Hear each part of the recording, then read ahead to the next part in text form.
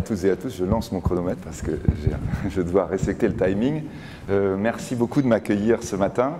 C'est un grand plaisir de parler devant vous et peut-être que les sujets que nous allons évoquer, notamment autour de la question de l'entreprise à l'intérieur de la logique économique nouvelle qui se mettra en place, est quelque chose de particulièrement, on va dire, en phase avec probablement vos préoccupations.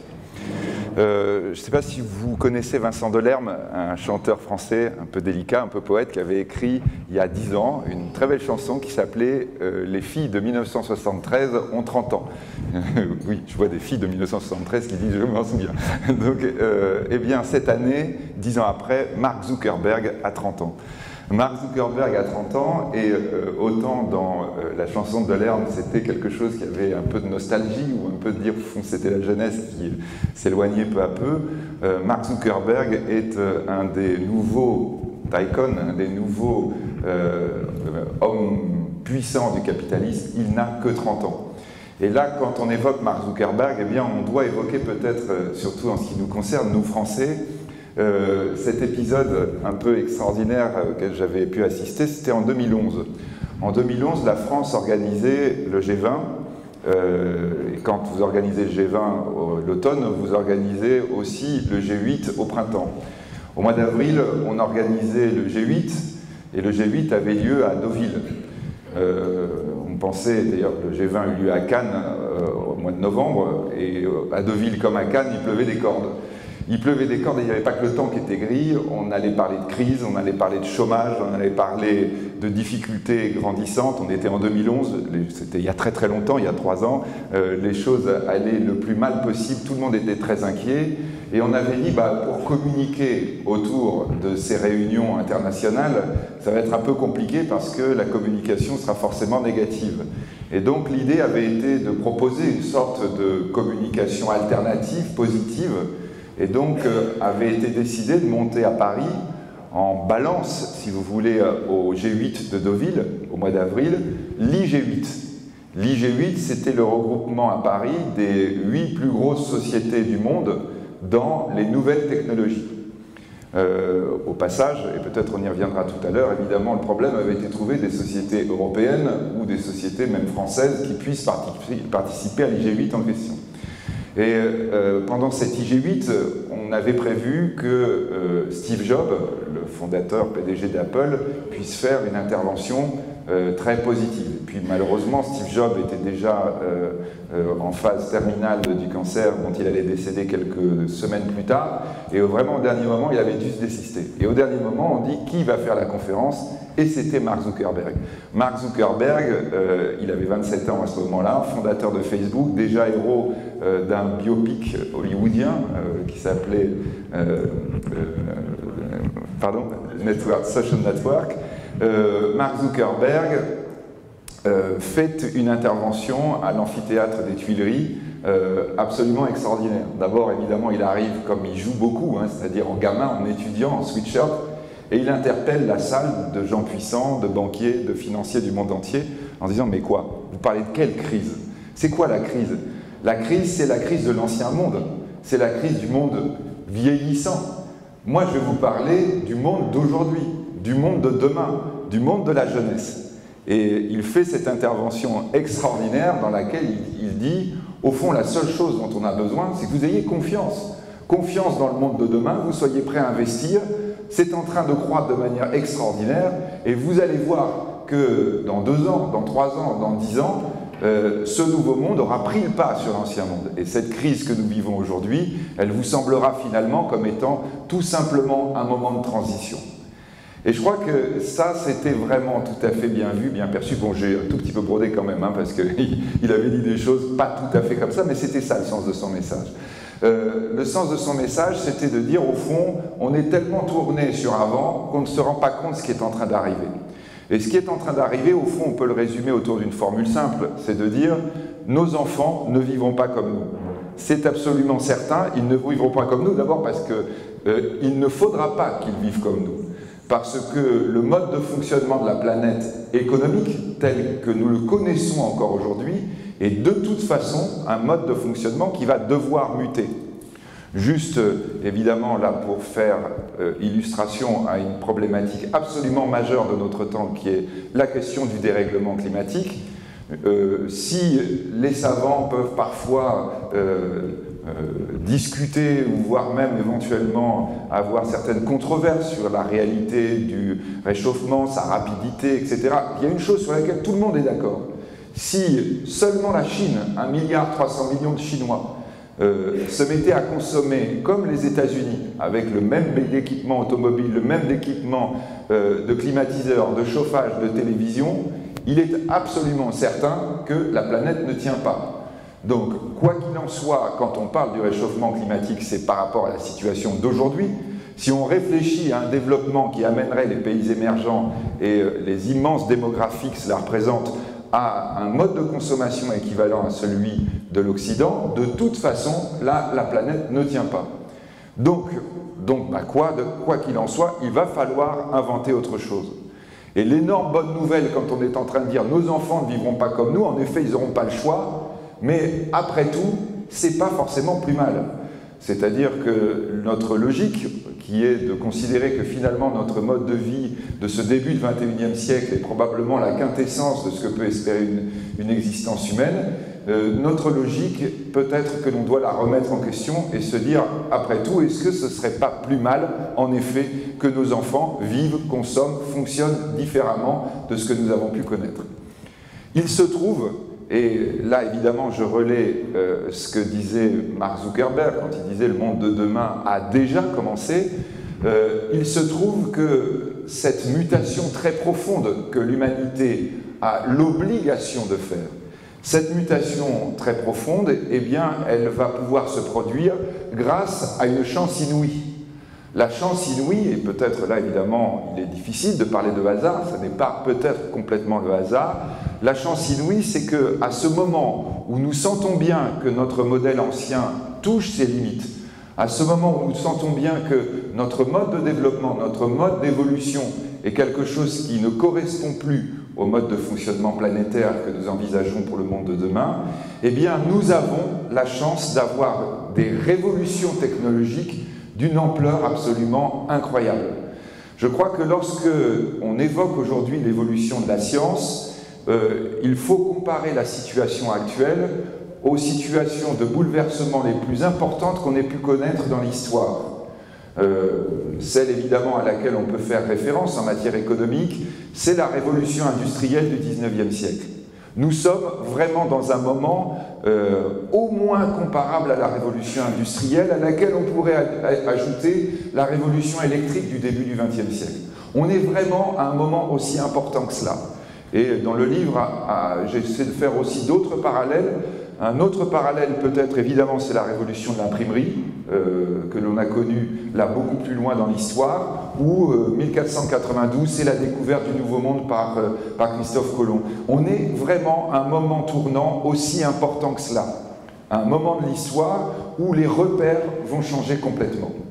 Et donc, évidemment, dans l'ouvrage, ce que je veux, c'est essayer de regarder rapidement et de lister aussi clairement que l'on puisse faire par rapport notamment à ces technologies complexes, ce que veulent dire ces révolutions et la manière notamment dont les jeunes gens doivent s'en emparer, doivent comprendre qu'avec ces révolutions peut s'écrire leur futur. Alors, je dirais, on peut en évoquer quatre fondamentales, même si en réalité, à chaque fois, il y a des branches multiples. 4 révolutions qui, à la limite, toutes chacune correspondraient au bouleversement que j'évoquais. C'est-à-dire, c'est les 4 additionnés qui sont encore plus incroyables, puisque chacune suffirait presque à rendre notre époque absolument extraordinaire. La révolution agricole, la révolution des biotechnologies, la révolution énergétique et la révolution numérique. Regardons-les et analysons-les l'une après l'autre, évidemment peut-être en particulier avec le prisme français. Tout d'abord, la première, la révolution agricole. Pourquoi la première? Parce que le premier défi qu'a notre humanité contemporaine et qu'elle va avoir de plus en plus est aujourd'hui de parvenir à nourrir et parvenir à abreuver d'eau potable 7 milliards d'êtres humains. Jamais la planète n'a été aussi peuplée mais ça n'est pas fini.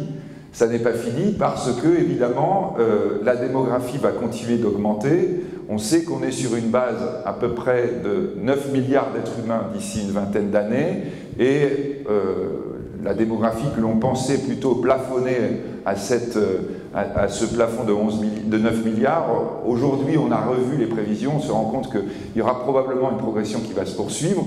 On sera 11 milliards à la fin du siècle. 11 milliards d'êtres humains, c'est évidemment une problématique complexe, ça n'est pas une problématique insoluble, loin s'en faut.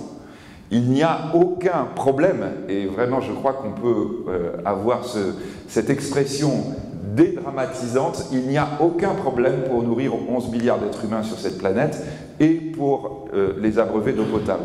Il n'y a aucun problème pourvu, évidemment, que l'on accepte et que l'on envisage d'utiliser toutes les révolutions technologiques que l'agriculture va pouvoir envisager.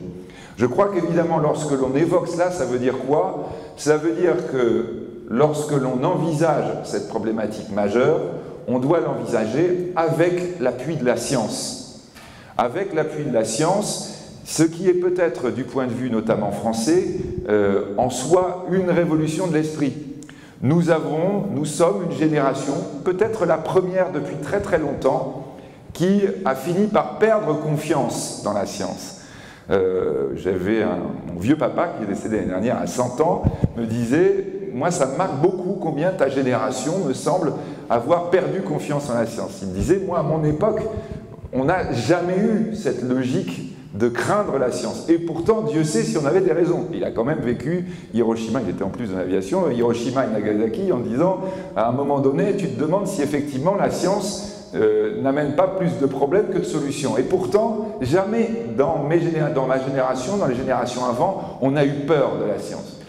Aujourd'hui, notamment en France, on a ce sentiment de recul. Alors, je ne dis pas, évidemment, en matière agricole, que la science n'a fait que des bonnes choses. Je ne dis pas que les problématiques qu'on évoque en ce qui concerne l'application de la science dans l'agriculture sont des problématiques irréalistes ou que l'on doit nier. Au contraire. Mais cela étant, l'idée que nous devons avoir de plus en plus, c'est que lorsque nous avons des problèmes dans la science, dans l'application agricole, qui sont toujours évidemment des réponses d'abord à des questionnements, on doit se dire que la science pourra apporter des solutions. Et aujourd'hui, dans le domaine agricole, on voit des évolutions absolument prodigieuses en matière d'innovation, en matière de réflexion, et notamment pour essayer de combattre les effets négatifs qu'a pu avoir l'agriculture intensive, la première révolution verte, celle qui avait commencé au milieu des années 60. Aujourd'hui, l'agriculture contemporaine est l'un des domaines de la plus haute technologie que l'on puisse envisager. Et l'agriculture contemporaine, avec cette intégration des hautes technologies, est de plus en plus prête à répondre à ce défi qui est ce défi de nourrir l'humanité d'aujourd'hui et l'humanité de demain. Évidemment, lorsqu'on évoque ça en France, répétons-le, il y a des échos négatifs immédiatement qui montent, et il y a peut-être aussi, on va dire, cette espèce de problème français par rapport aux révolutions technologiques et au nouveau monde qui est en train de commencer. En France, si on regarde la question agricole, on balance entre deux aspects. Le premier, c'est pour les gens de ma génération de dire quand j'étais jeune, en Europe, la première puissance agricole de très loin, c'était la France. La France avait une réputation mondiale d'être l'un des grands leaders de l'agriculture et de l'agroalimentaire qui va avec.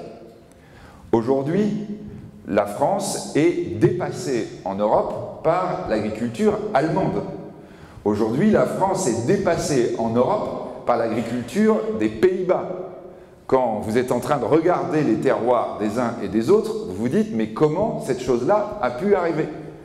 Eh bien, quand vous vous posez cette question, vous avez un début de réponse quand vous allez au Salon de l'agriculture. Au Salon de l'agriculture, vous avez cette logique française, et que peut-être on va réévoquer à d'autres moments, de se tourner vers notre glorieux passé. Quand vous êtes au Salon de l'agriculture, pardon, vous êtes dans ce qu'on appelle la plus grande ferme de France. où les petits citadins vont aller voir ce que leurs parents voudraient leur montrer, ce que d'ailleurs ils leur offrent à Noël tous les ans, vous voyez, une ferme. On offre aujourd'hui des fermes miniatures, exactement les mêmes que celles qu'on avait quand on était gamin. Celles où on voit la fermière dans la cour qui donne du grain aux poules, des cochons qui courent, des vaches qui meuglent dans le soleil couchant. Effectivement, c'est très poétique, mais ça n'a plus rien à voir avec l'agriculture d'aujourd'hui.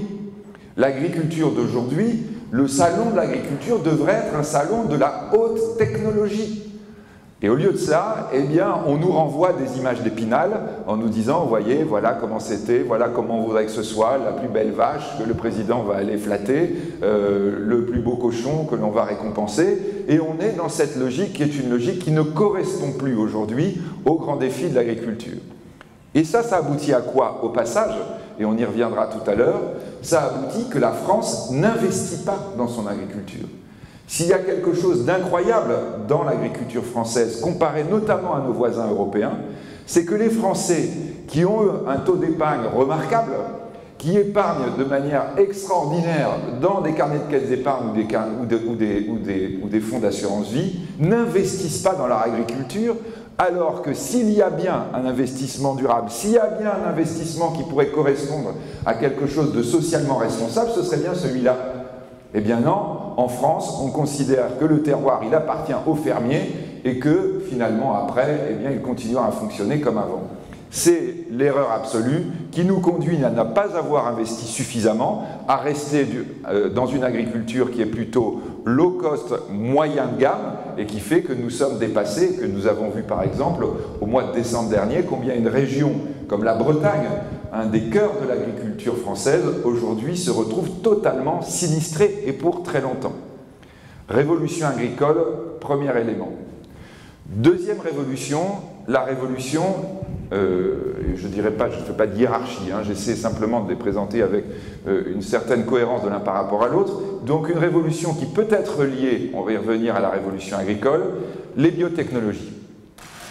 Les biotechnologies sont aujourd'hui probablement le secteur économique le plus prometteur avec celui par lequel je terminerai, c'est-à-dire le numérique. Et l'idée que l'on a d'ores et déjà, c'est que ce secteur dépassera même celui du numérique en termes de création de richesse d'ici 10 ans, en termes de création d'emplois, en termes de création d'entreprises. Les biotechnologies, d'ores et déjà, dans tous les grands centres de start-up du monde, sont le deuxième domaine dans lequel se créent le plus de start-up. On a le numérique toujours qui est en tête et les biotechnologies qui remontent de manière extraordinaire.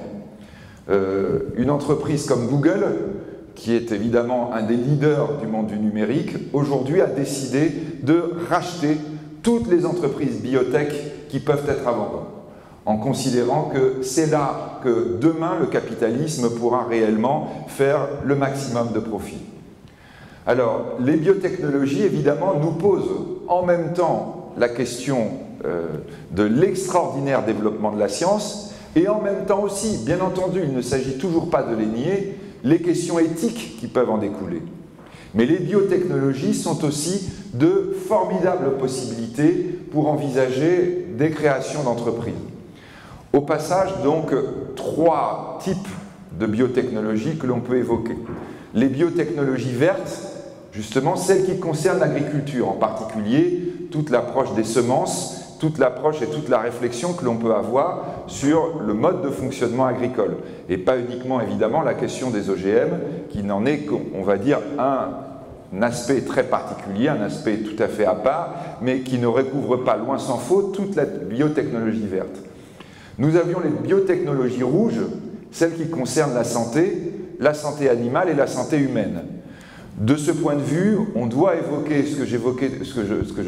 l'exemple que je prenais tout à l'heure, c'est-à-dire la découverte de Christophe Colomb de l'Amérique. L'équivalent, c'est peut-être ce qui s'est passé au début du millénaire, 2001-2002, le décryptage du génome humain. Le décryptage du génome humain est une aventure absolument incroyable, une espèce de scénario de roman de roman de science-fiction qui s'est réellement produit et que peut-être nous, Français, nous n'avons pas suffisamment mesuré. C'est un effort international absolument inouï qui a été d'ailleurs décidé à l'époque par Bill Clinton, le président américain, et par Tony Blair, le Premier ministre britannique. Les Britanniques et les Américains ont décidé de lancer une extraordinaire course pour décrypter le génome humain. Et ce décryptage, eh bien, il a été résolu exactement dans les temps qu'on attendait, c'est-à-dire à peu près en 15 années. Vous verrez que dans le livre, je reprends un certain nombre de commentaires et d'analyses qui ont été faites par les plus grands savants en disant que c'est probablement la plus grande découverte du XXe siècle. Quand vous voyez évidemment le XXe siècle, c'est assez impressionnant. Alors, en fait, ils trichent un tout petit peu puisque c'est plutôt le début du XXIe qui voit l'arrivée du décryptage du génome. Mais on est dans quelque chose, en effet, ça fait à peine 15 ans, donc 15 ans après la découverte de l'Amérique, on ne mesurait pas en quoi ça allait tellement transformer le monde. Après à peine 15 ans, on voit à quel point, d'ores et déjà, un certain nombre de conséquences vont pouvoir être tirées et la manière dont tout cela va modifier évidemment nos vies, modifier probablement notre rapport aux soins et demain modifier aussi le monde économique. Je crois que la question du génome, et la raison pour laquelle d'ailleurs Américains et Anglais ont décidé de s'y consacrer, illustre parfaitement un aspect qu'il faut absolument souligner par rapport à cette évolution de la science, c'est la rapidité avec laquelle les découvertes se transforment en projets économiques. Aujourd'hui, si nous devons avoir également confiance dans un avenir proche, c'est sûrement aussi autour de cela que l'on doit l'envisager. Un certain nombre de découvertes scientifiques pendant très très longtemps sont restées, d'ailleurs tout ce qui concerne la génétique par exemple, pendant toute la première partie du XXe siècle, sont restées dans les laboratoires. Aujourd'hui, ce que l'on voit, c'est que la transformation de recherche scientifique en projet d'entreprise va de plus en plus vite. Et ce que l'on évoque dans les biotech rouges, ce sont des entreprises qui parfois, il y a 2 ans, parfois il y a 3 ans, ne pouvaient même pas être envisagées et qui d'ores et déjà sont des entreprises qui croissent à une vitesse extraordinaire. Le troisième type de biotech, ce sont les biotech blanches. Les biotech blanches sont celles qui se rapportent à l'industrie. Les biotechnologies ne concernent pas simplement et la santé et l'agriculture, elles ont énormément d'applications dans le mode de fonctionnement industriel, dans la production industrielle, et également dans un domaine qui est extraordinaire, celui que je peux aborder juste après, c'est la question de l'énergie. Les biotech blanches permettent aujourd'hui d'envisager par la génétique une utilisation, une gestion et bien entendu aussi des créations d'entreprises et des créations de projets autour de l'approche énergétique. Ça m'amène précisément donc à cette troisième révolution. Cette troisième révolution, elle est particulièrement sensible, bien sûr. Pourquoi? Parce que cette troisième révolution, elle nous amène à, on va dire, à cette sorte de mur qui est quand même devant notre mode de fonctionnement économique que j'évoquais tout à l'heure, le mur du dérèglement climatique. S'il est un élément dans lequel nous devons nous concentrer en termes d'évolution, c'est évidemment sur la question énergétique, ou en tout cas, c'est évidemment sur la façon d'envisager une utilisation, bien entendu, mais aussi une production de l'énergie différente de celle que l'on a connue dans le passé.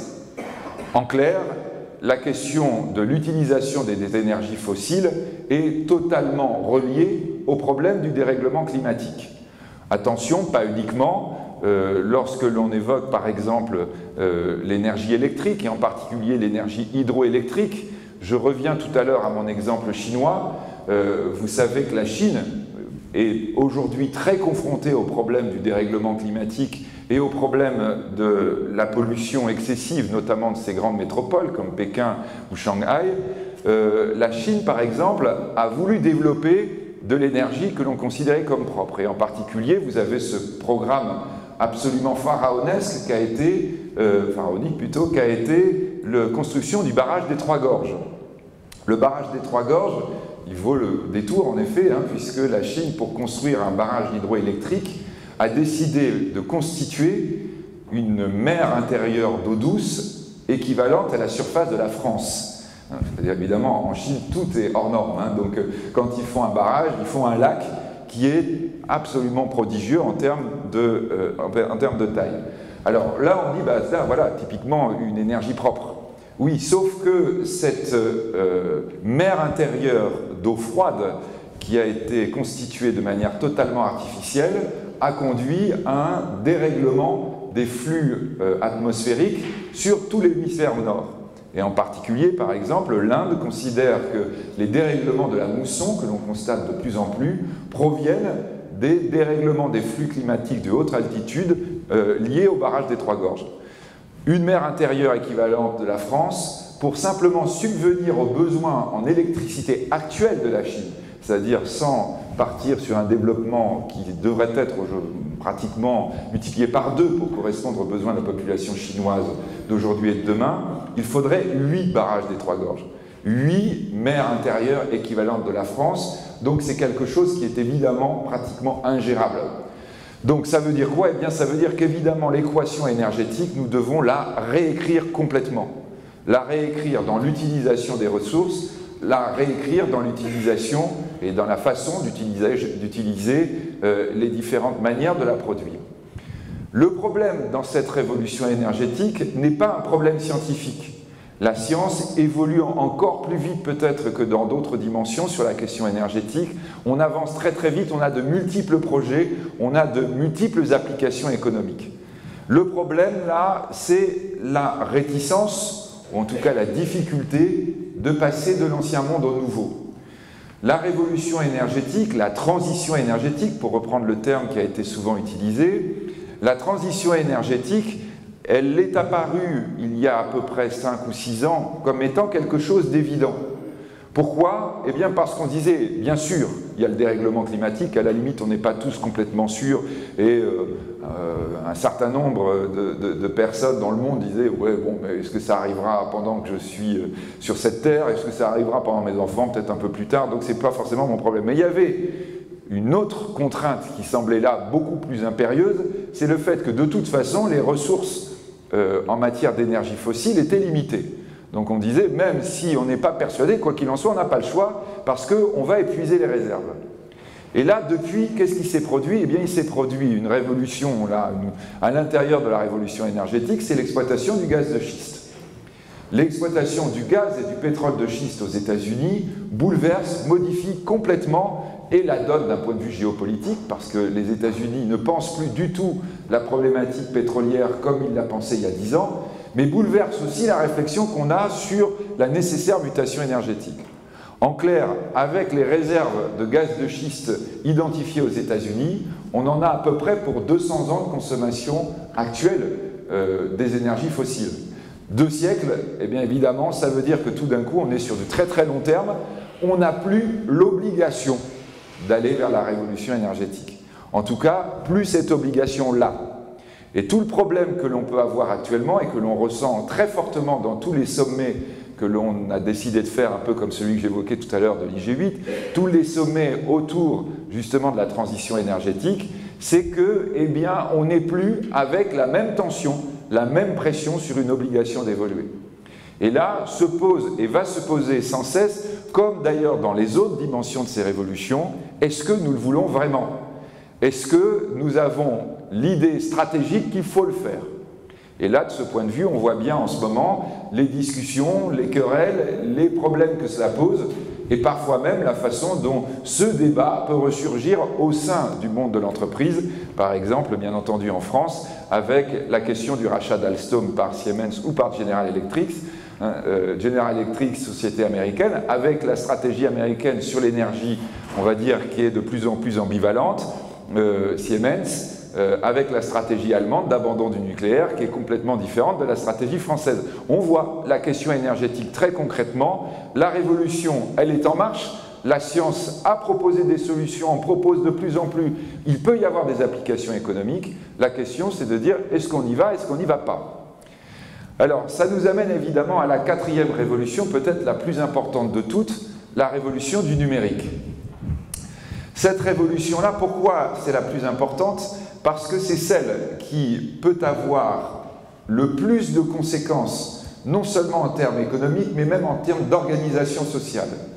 C'est celle qui va permettre très concrètement de dire on ne vivra plus comme avant, et d'ailleurs, depuis qu'elle a commencé, on ne vit plus déjà comme nous vivions autrefois.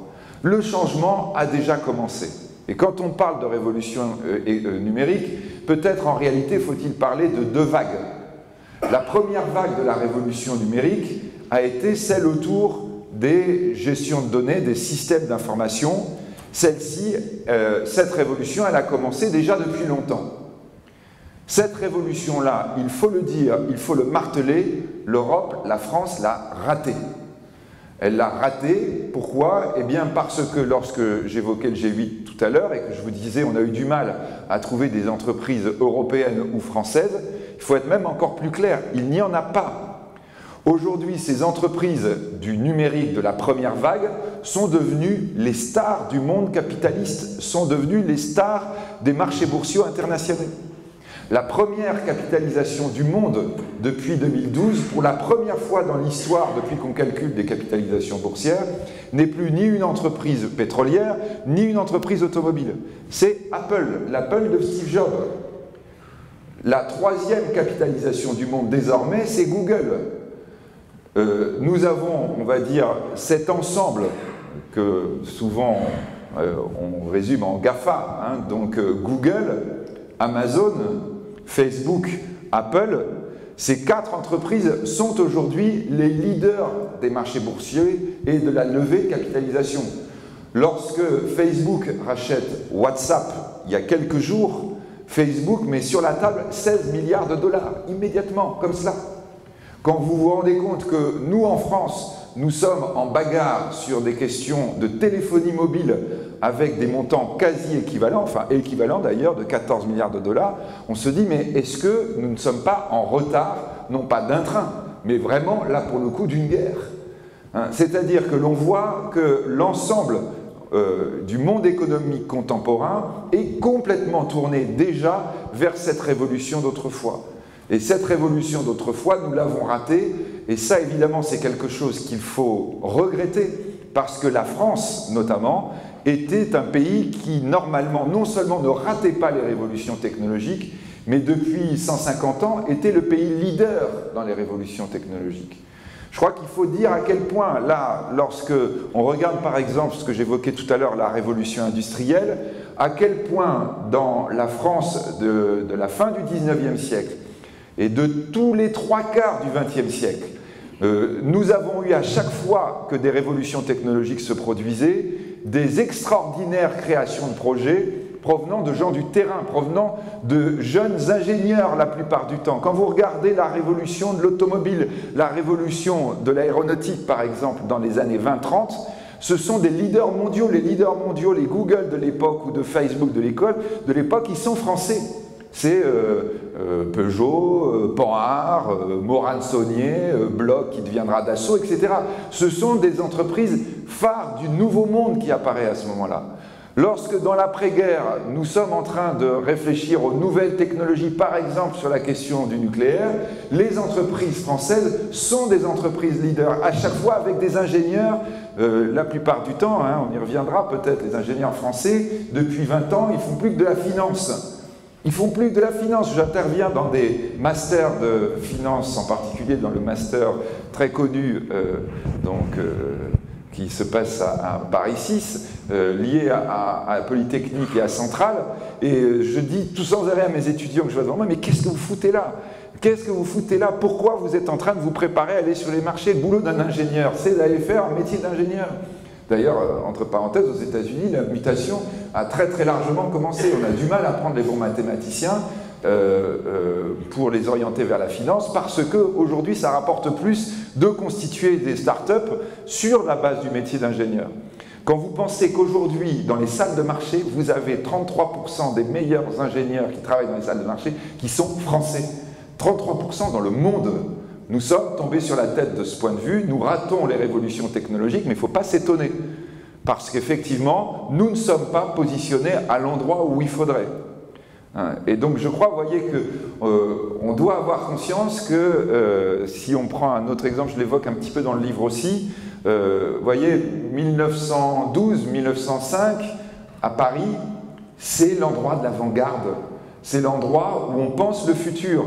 quand Picasso vient à Paris, quand je dirais les grands artistes du monde se retrouvent à Paris, c'est parce que c'est l'endroit où tout se passe et c'est pas le hasard si dans ce pays-là, on est en train de créer les entreprises de demain. Ces entreprises de demain, évidemment, ce sont les grands leaders du CAC 40 d'aujourd'hui. Souvent, les Américains, quand ils se moquent de la France, ils disent CAC 40 parce que toutes vos boîtes, elles ont plus de 40 ans. Quand vous êtes aujourd'hui à New York, quand vous allez, j'y vais dans 15 jours, quand vous allez dans l'immeuble de Goldman Sachs à New York, le nouvel immeuble de Goldman Sachs, vous avez l'affichage de toutes les grandes stars aujourd'hui du marché boursier. Et là, vous les voyez toutes, hein, celles qu'on évoquait tout à l'heure, Google, etc. Et aussi LinkedIn, et aussi Yahoo, et aussi toutes ces entreprises nouvelles qui sont en train d'apparaître. Et là, vous dites, mais toutes, ce sont des entreprises qui n'existaient pas il y a 25 ans. La plupart de ces entreprises aujourd'hui qui pèsent plusieurs milliards de dollars n'existaient pas il y a 10 ans. Qu'est-ce que nous faisons? Qu'est-ce que nous attendons? La première révolution du numérique, elle est ratée et malheureusement, ces géants sont tellement importants qu'aujourd'hui, ce sera très très difficile de les remonter. Et si nous commençons à essayer par des modes de fonctionnement bien à nous de reconstituer des géants, nous aurons probablement le retard encore de 2 ou 3 guerres.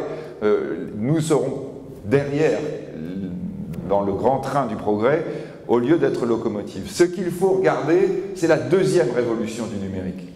La deuxième révolution du numérique, elle a commencé, elle est encore plus extraordinaire que la première, et là, cette fois-ci, il s'agit surtout de ne pas la rater, parce que c'est probablement là que nous avons les plus gros gisements en termes de création de PIB, en termes de création de richesse et en termes de création d'emplois.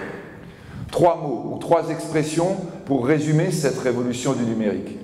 Big Data, impression 3D, Fab Lab. Big Data, la révolution du numérique, elle provient de quoi? Elle provient de la gestion de plus en plus impressionnante, extraordinaire, d'un point de vue scientifique, de la gestion des données. La gestion des données, évidemment, c'est ce qui a permis l'explosion des systèmes d'information, explosion non seulement des applications, mais aussi des structures technologiques qui permettent ces systèmes d'information. En clair, les puces, ces éléments physiques qui collectent des données, sont en train d'évoluer à un rythme qui, on va dire, ne s'essouffle pas. En clair, c'est quasiment des doublements de capacité tous les 2 ans. Nous sommes avec une progression géométrique de ce point de vue qui est absolument fascinante et qui pratiquement n'a jamais été démentie depuis 1975. Par exemple, l'application Facebook ou l'application Twitter a pratiquement conduit à doubler les données dans les réseaux sociaux en moins de 5 ans, à l'intérieur du monde. Eh bien, dites-vous qu'un simple projet scientifique comme le Grand Télescope International, qui est en train de se construire autour d'une collaboration mondiale, va à lui seul représenter le double de données de Facebook et Twitter. Nous sommes dans des choses qui sont pratiquement impossibles à représenter à l'esprit humain. Ce qui se produit aujourd'hui dans la gestion des données est absolument prodigieux. Et donc ça conduit à cette idée conceptuelle des big data, c'est-à-dire des notions de données massives. Alors les médias, notamment en France, s'en sont emparés en disant les données massives, c'est la capacité, par exemple, d'intégrer toutes les informations sur chaque individu issues de sa connexion au réseau, qui va faire que quand vous passez devant une boutique, immédiatement on vous signale qu'il y a le produit qui vous intéresse, ou que quand vous vous connectez à votre ordinateur, tout d'un coup vous voyez le produit qui correspond à votre attente. Vous voyez, moi quand je vais sur Amazon, au début je voyais des publicités pour mes livres. Je dis c'est dingue, il y a des publicités pour mes livres partout sur Amazon, quand même c'est bien quoi. Bon après je me suis rendu compte qu'il n'y avait que moi évidemment qui avait, c'est-à-dire qu'il n'avait pas été que j'étais intéressé par des Dessertine, et pour cause. Donc voilà, bon là on est effectivement avec une application mais minuscule des big data. L'application minuscule, en réalité, n'est rien à voir avec les applications énormes, gigantesques, que permettent ces rassemblements, ces groupements de données qui nous permettent d'envisager des applications bien au-delà des systèmes d'information. Donc ça m'amène au deuxième mot. Le deuxième mot, c'est imprimante 3D.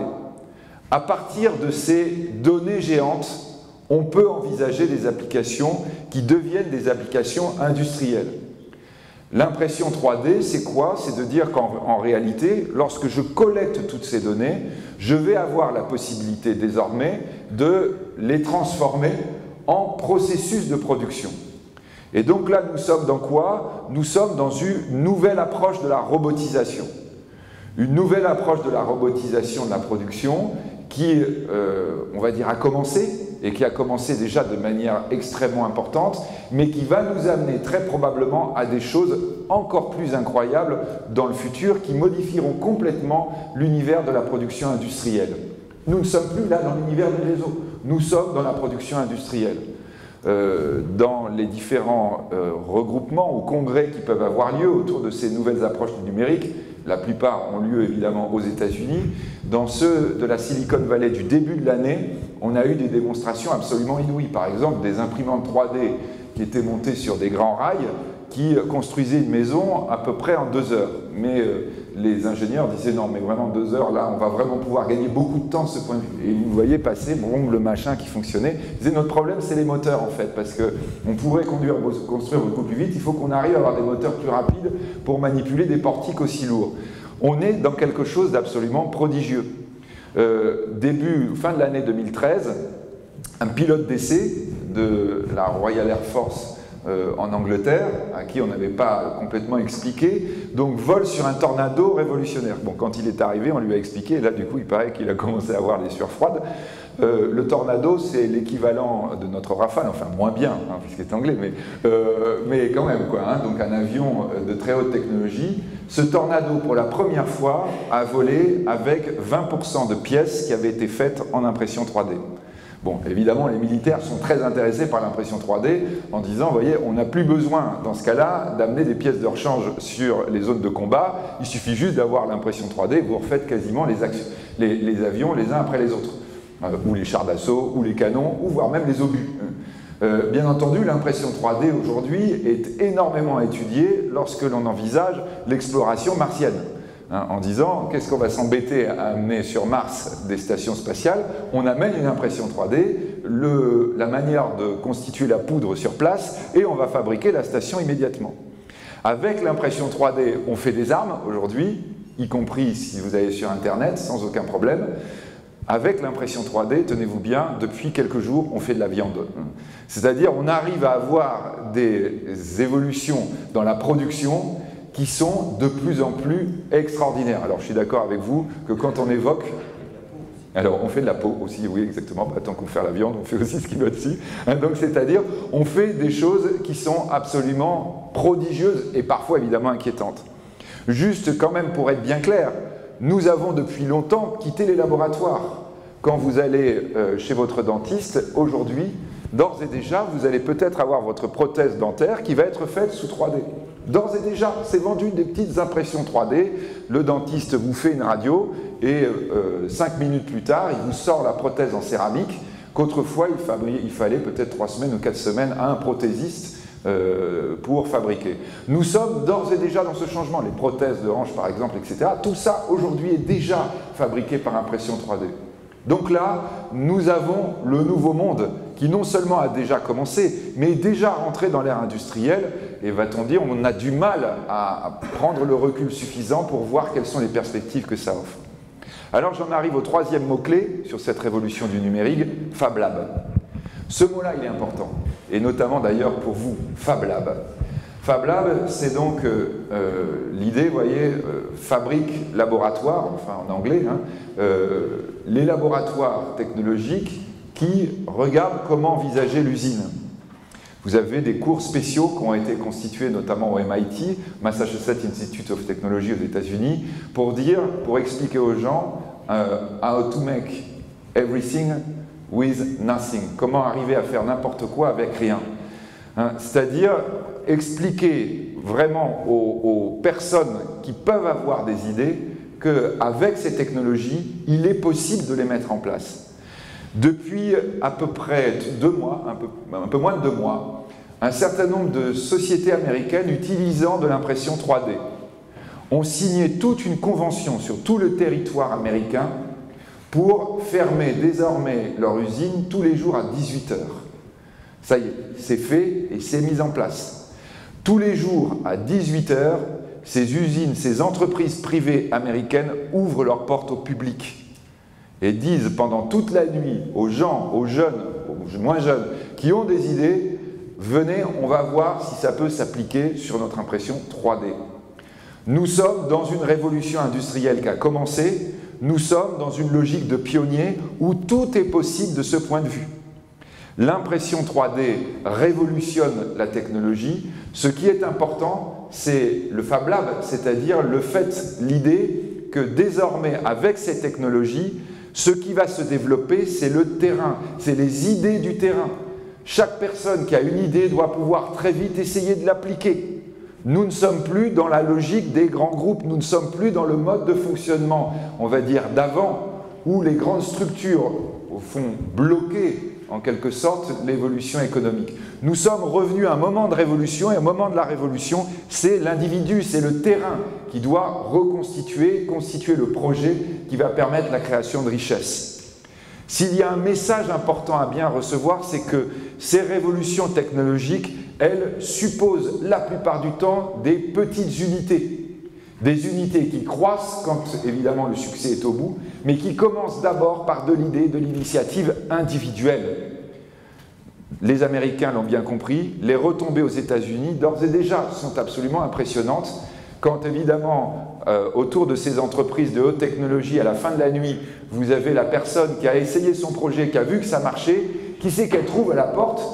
Eh bien, elle trouve un financier qui lui dit « Ah bon, ça marche? Eh bien, venez avec moi, on va voir pour développer ça. » Pourquoi aujourd'hui, toutes les logiques de développement de start-up que nous avons en France, que nous avons en Europe, mais en particulier en France, quand je vous parlais tout à l'heure des grands salons de haute technologie que nous avons vus encore au début de l'année aux États-Unis, où vous avez des ingénieurs français qui arrivent avec des projets, des jeunes gens par exemple sortis des écoles, qui présentent leurs projets, qui disent voilà comment ça marche. Immédiatement, quand ils redescendent de l'estrade, exactement comme ici, qui sait qui les attend? Des financiers américains, en leur disant venez, on va étudier votre projet, vous avez besoin de combien de millions de dollars? On les met demain. Pourquoi aujourd'hui, quand vous êtes à Brooklyn, par exemple, le 3e endroit de start-up du monde, qui a été créé de toutes pièces par le maire de New York, enfin l'ancien maire de New York, Michael Bloomberg, vous aviez la Silicon Valley 1, Tel Aviv 2, il a dit « moi je veux que Brooklyn devienne l'autre Silicon Valley américaine ». En moins de 10 ans, Brooklyn est devenu le 3e centre de création de start-up. Et bien là-bas, vous avez effectivement plein de Français qui vous disent quoi? Ils vous disent, là, j'ai trouvé, une confiance, un esprit évidemment d'entreprise, mais 2, j'ai trouvé des moyens financiers pour développer ma boîte. La nouvelle révolution technologique que nous connaissons va supposer des initiatives individuelles et va supposer que l'on libère tous les moyens possibles pour que ces initiatives individuelles puissent croître. Quand j'évoquais tout à l'heure la révolution industrielle en France, évidemment j'ai parlé des jeunes ingénieurs dont les noms sont restés à la tête pour représenter ces entreprises d'aujourd'hui, ces géants d'aujourd'hui, comme on évoquait Peugeot ou Renault ou Dassault. Mais ce qu'il faut aussi raconter dans l'histoire de France industrielle, économique de l'époque, c'est que quand vous vous baladez en France, quand vous baladez dans toutes les villes de France qui ont connu ces grandes évolutions, vous voyez quoi? Vous voyez des immeubles, des vieux immeubles du 19e siècle avec des noms de banques. C'est-à-dire derrière la révolution industrielle française, il y avait du financement de proximité. Il y avait des banques locales qui aidaient les projets locaux et ces projets locaux sont devenus des projets géants. Donc aujourd'hui, nous sommes exactement confrontés au même type de mutation et nous sommes exactement confrontés au même type de besoins par rapport à cette évolution. Juste pour vous dire, l'école polytechnique, donc, que je connais bien, n'a pas d'impression 3D, n'a pas de Fab Lab. Quand on leur en parle, mais pourquoi vous n'avez... Parce qu'on n'a pas les moyens, parce que ça coûte cher, parce qu'effectivement, il y en a 1 ou 2 dans la région parisienne et nous, on n'a pas pu le mettre en place. Et là, vous dites juste, on est en train de rater à nouveau ce train-là. On est en train de se tromper de révolution. On est en train d'essayer de poursuivre à tout prix la production de telle ou telle usine qui va effectivement avoir immédiatement les faveurs de la presse et peut-être même de notre fameux ministre de l'économie. Et on va rater la révolution qui est en train de se produire, celle dans laquelle nous aurons les grands noms qui demain sont sur les marchés boursiers et qui peut-être à nouveau seront annoncés chez Goldman Sachs ou à Shanghai, mais pas à Paris. Alors évidemment, la question que maintenant on peut poser, quand je suis en train d'avancer, il faut que je regarde quand même, il faut que je fasse attention, mon timing avance, c'est comment faire justement pour que cette révolution ne soit pas ratée. Comment faire pour, notamment en France, arriver à ce que nous retrouvions ce qui a fait la force de la France, que nous retrouvions ce qui a fait la puissance économique française, c'est-à-dire cette capacité à créer des projets. Je crois qu'il faut le dire, le répéter sans cesse, la France est toujours aujourd'hui la 5e puissance économique du monde, ce qui est une aberration quand vous regardez son poids démographique, minuscule. Comment ça s'est fait? Ça s'est fait à ce moment du 19e siècle, quand la France transforme la révolution scientifique industrielle en projet économique. La France est une terre, est un endroit prodigieux en termes de création de projets. Comment se fait-il que nous ayons perdu une partie de cet ADN? Comment se fait-il que nous ayons perdu une partie de cet héritage? Je crois donc, première chose, que nous avons besoin évidemment d'un état d'esprit. Un état d'esprit, c'est probablement l'élément qu'il va falloir changer le plus vite lorsqu'on est en train de parler de révolution structurelle en France. La révolution ou la réforme structurelle, elle doit se faire d'abord au niveau des mentalités. La mentalité française est devenue, ça n'a jamais été ça dans le passé, est devenue une mentalité qui, on va dire, se trompe complètement de monde. C'est une mentalité dans laquelle d'abord on s'imagine que la solution, l'alpha et l'oméga, c'est la consommation. C'est-à-dire on vous dit consommer à la fin de l'année parce que sinon le PIB ne sera pas aussi important qu'on avait prévu. La France s'est jamais faite sur sa puissance de consommation. C'est pas ça qui a créé la puissance de la France. Mais surtout, la France, aujourd'hui, s'est constituée dans une logique de refus du risque. Refus du risque. La France est le seul pays européen qui a réussi à introduire dans sa constitution le principe de précaution. Le principe de précaution est une sorte d'alpha et d'oméga de mode de fonctionnement français. Vous allez dire, ouais, vous exagérez. Non, j'exagère pas. Je n'exagère pas et je peux vous dire les ravages que fait cette mentalité à l'intérieur de nos jeunes. Parce que moi, nos jeunes, y compris les miens, je les vois dans les amphis. Je les vois à 18 ans quand ils arrivent à l'université, qui viennent de passer leur bac. Nos jeunes, ils nous disent quoi? Ils nous disent, ben, la vraie vie, vous voyez, la vie qui mérite d'être vécue, celle qui nous fait rêver, c'est celle qui commence à la fin de la journée. Alors bon, quand c'est moi qui fais cours, je comprends, hein, mais c'est celle qui commence à la fin de la semaine. C'est celle qui va commencer au mois de juin, quand enfin les examens vont être terminés, et si je peux éviter de faire un stage cette année. Nos jeunes à 18 ans sont archi préoccupés parce que le moment de la vraie vie qui les passionne, c'est celui de la retraite. Et ils disent, mais comment on va financer ma retraite? Ils ont raison d'ailleurs, ils peuvent avoir une certaine inquiétude. Nos jeunes aujourd'hui ont peur de la vie entre les deux. C'est pas qu'ils sont particulièrement imbéciles ou particulièrement paresseux, c'est qu'ils ont peur de ce qui se passe entre les deux, qui s'appelle une galère, qui s'appelle l'univers professionnel, qui s'appelle ce moment où on est effectivement face au risque. Si en France, la famille a tant d'importance, c'est que nous sommes dans une société qui explique sans cesse à nos enfants qu'à l'extérieur, c'est terrible, c'est dangereux, c'est périlleux. Le festival de Cannes vient de se terminer. Regardez dans les films français, dans nos films qui nous valent tellement de récompenses internationales, dans les films où vous avez l'univers professionnel qui est décrit. Dites-moi un film, peut-être je vais vous en citer deux tout à l'heure, un film dans lequel l'univers professionnel est décrit autrement qu'un endroit où vous rencontrez des psychopathes un peu partout, où vous avez des gens sans scrupules qui essaient de prendre votre place, et des gens complètement avides qui vous pressurent du début à la fin. Quand vous regardez l'univers que nous présentons à nos enfants, ce qu'ils voient dans les séries télévisées, alors bon, on va dire les Américains, c'est l'inverse parfois, hein, donc c'est-à-dire le gars qui réussit, il épouse la plus belle fille, il est richissime, etc. On est d'accord que c'est peut-être un peu excessif. Mais quand vous regardez la manière dont en France on présente l'univers professionnel, c'est absolument incroyable. Les jeunes reçoivent ça comme un univers d'oppression.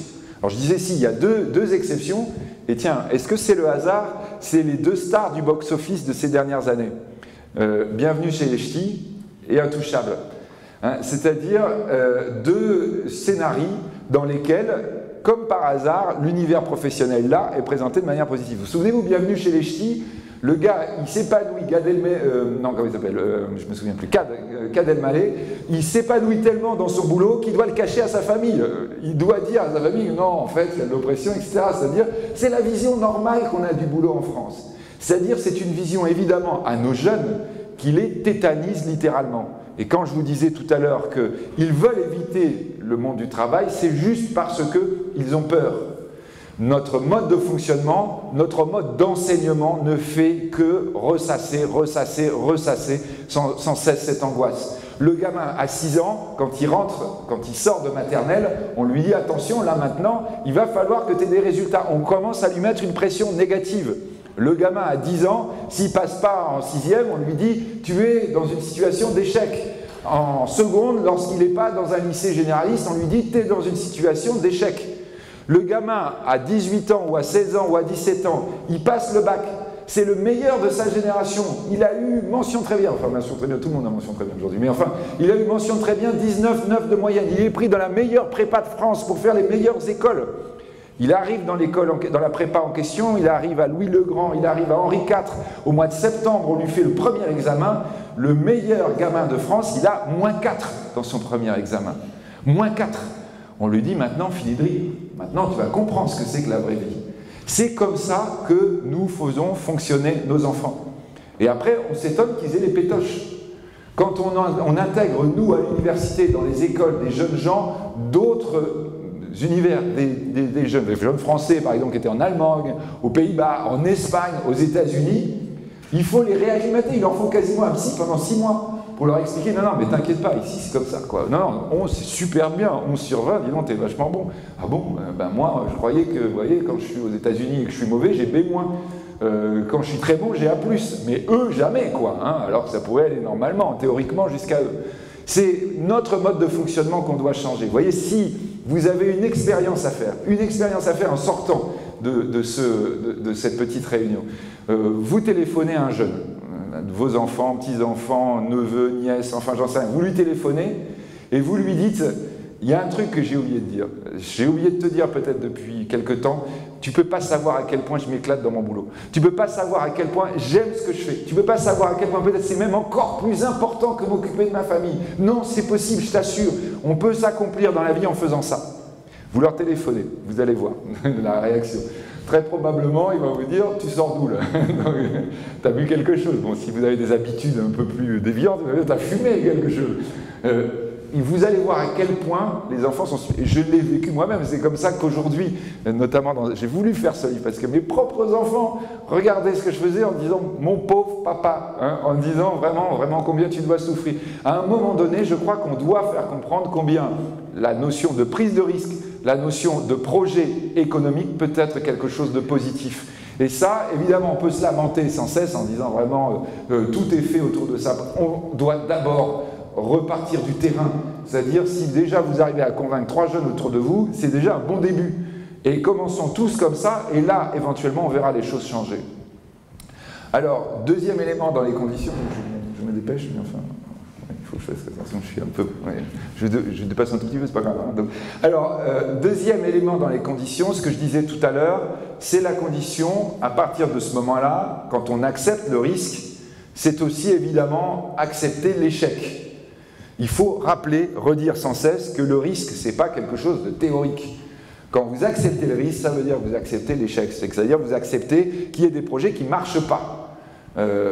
Et en France, là aussi, la notion d'échec est quelque chose qui est considéré comme épouvantable. Quand vous avez un échec, c'est que vous êtes mauvais. Quand vous avez financé un échec, c'est que vous n'êtes pas pertinent. Quand vous êtes dans une logique de révolution comme nous pouvons connaître aujourd'hui, ça veut dire qu'il y aura des paquets d'échecs. Quand j'évoquais la révolution industrielle de tout à l'heure et que j'évoquais les grands noms qui nous restent, c'est en oubliant tous ceux qui ont disparu. Tous ceux qui ont disparu, et ce sont des paquets d'entreprises évidemment, parfois qui ont démarré de manière remarquable au début du XXe siècle et qui ont fait faillite après. Le risque, ça veut dire l'échec. Et évidemment, ce que l'on doit envisager par rapport à cela, ce que j'évoquais tout à l'heure, c'est la question du financement. Ce refus du risque que nous avons en France se traduit par ce que nous finançons. Aujourd'hui, l'épargne des Français, elle est où? Elle est, dans l'immobilier.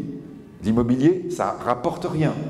L'immobilier, c'est même un problème absolument majeur par rapport, on va dire, simplement à la possibilité pour les jeunes pour se loger.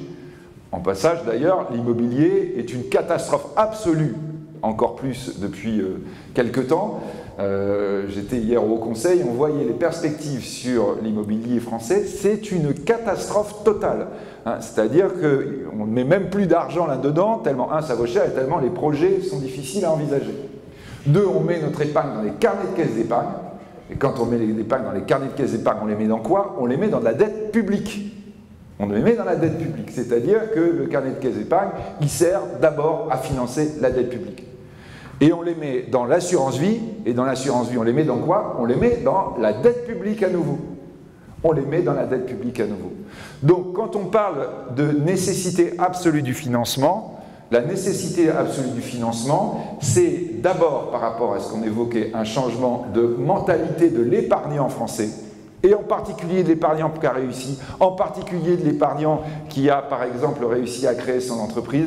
Moi, je suis absolument passionné par ce que je vois, ce qu'on voit beaucoup en France aujourd'hui, c'est des gens qui disent « moi j'ai envie d'investir ». Vraiment, je l'ai vu plusieurs associations, je pense que dans les APM, il y en a peut-être un certain nombre, mais des associations de chefs d'entreprise qui ont vendu leur boîte, qui se regroupent et qui décident d'investir et d'aider des projets d'entreprises nouvelles. J'ai vu des gens qui m'ont parlé de ça, par exemple en Normandie il y a peu de temps, en me racontant qu'ils avaient réuni, donc l'époux et l'épouse, puisque les deux étaient impliqués dans l'entreprise avant, ils avaient réuni leurs enfants qui étaient âgés en leur disant voilà, on pense aider tel projet. Bon, évidemment, ça veut dire qu'on prend un risque sur votre héritage. Et leurs enfants leur avaient rayonné en disant mais vous rigolez, d'abord vous êtes en pleine forme, l'héritage on n'est pas prêt de le toucher, et puis après mais allez-y, foncez.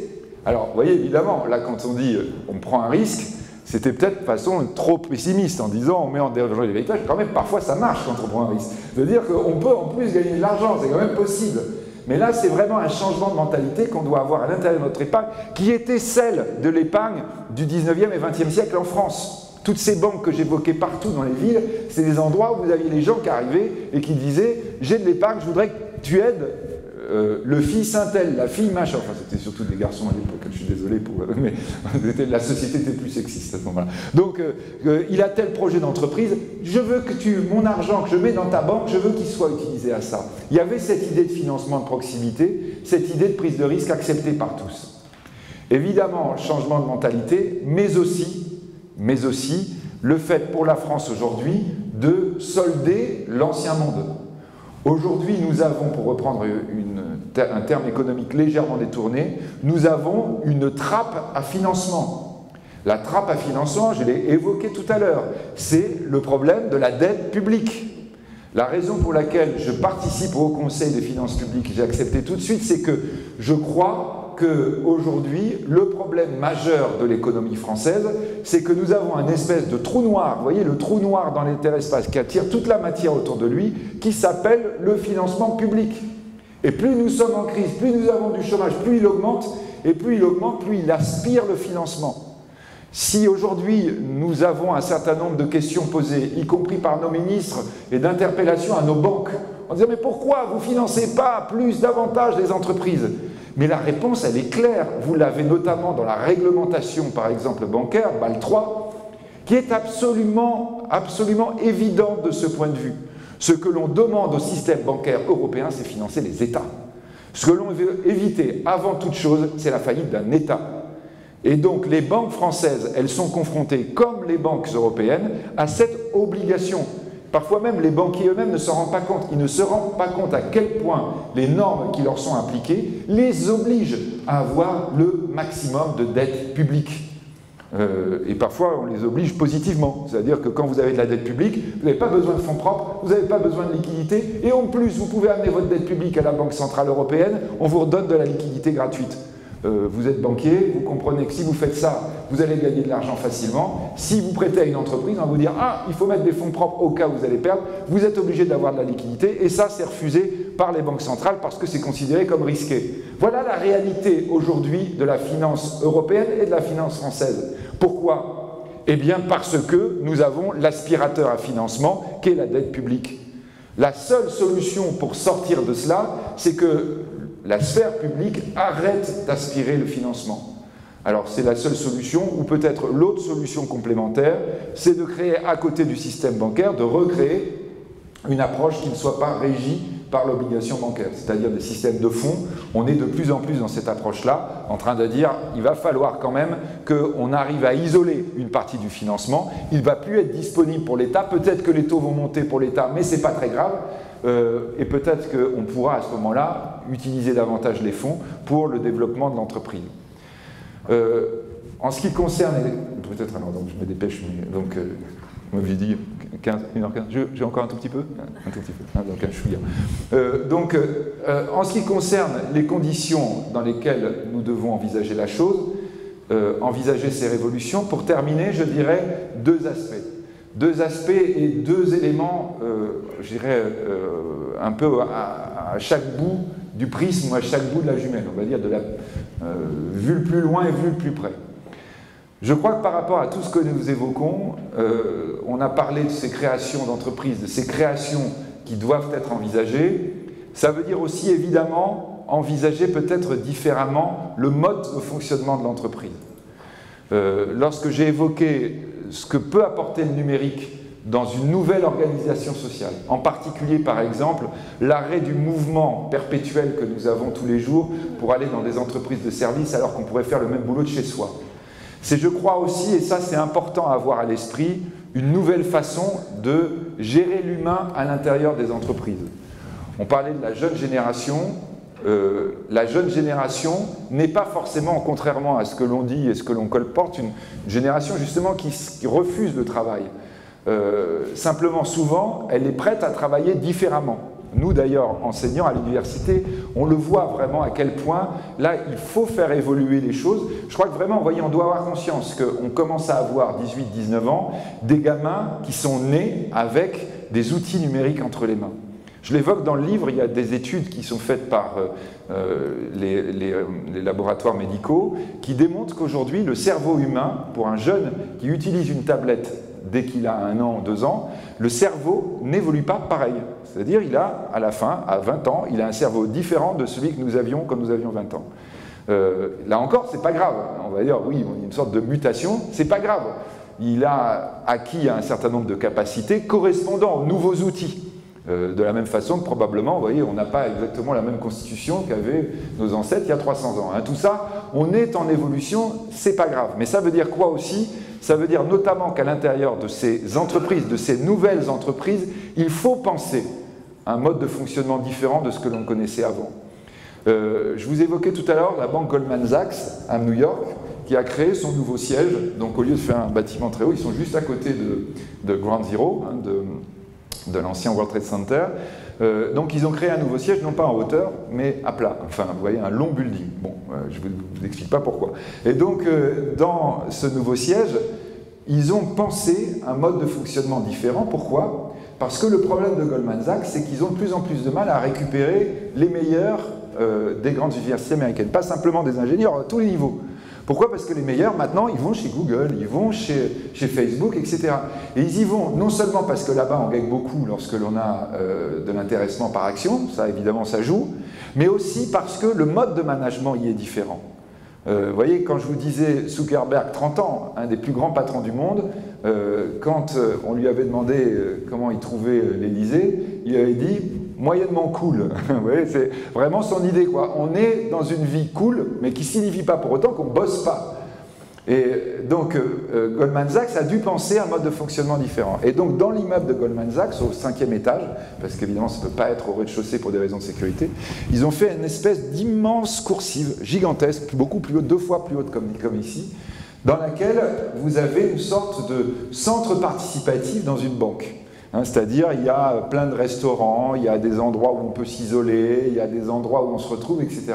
Et ce qu'il nous racontait, donc ça a été ouvert il y a peu de temps, c'est que, en fait, un de leurs problèmes maintenant, c'est que toute la jeune génération de banquiers arrivent à travailler à cet endroit-là. On nous disait, mais le problème, c'est que ce n'est pas totalement sécurisé, il y a les deals ou des choses comme ça, vous avez les gens qui sont sur 2 sièges l'un à côté de l'autre, normalement, ils ne devraient pas se rencontrer, donc ça nous pose un certain nombre de difficultés.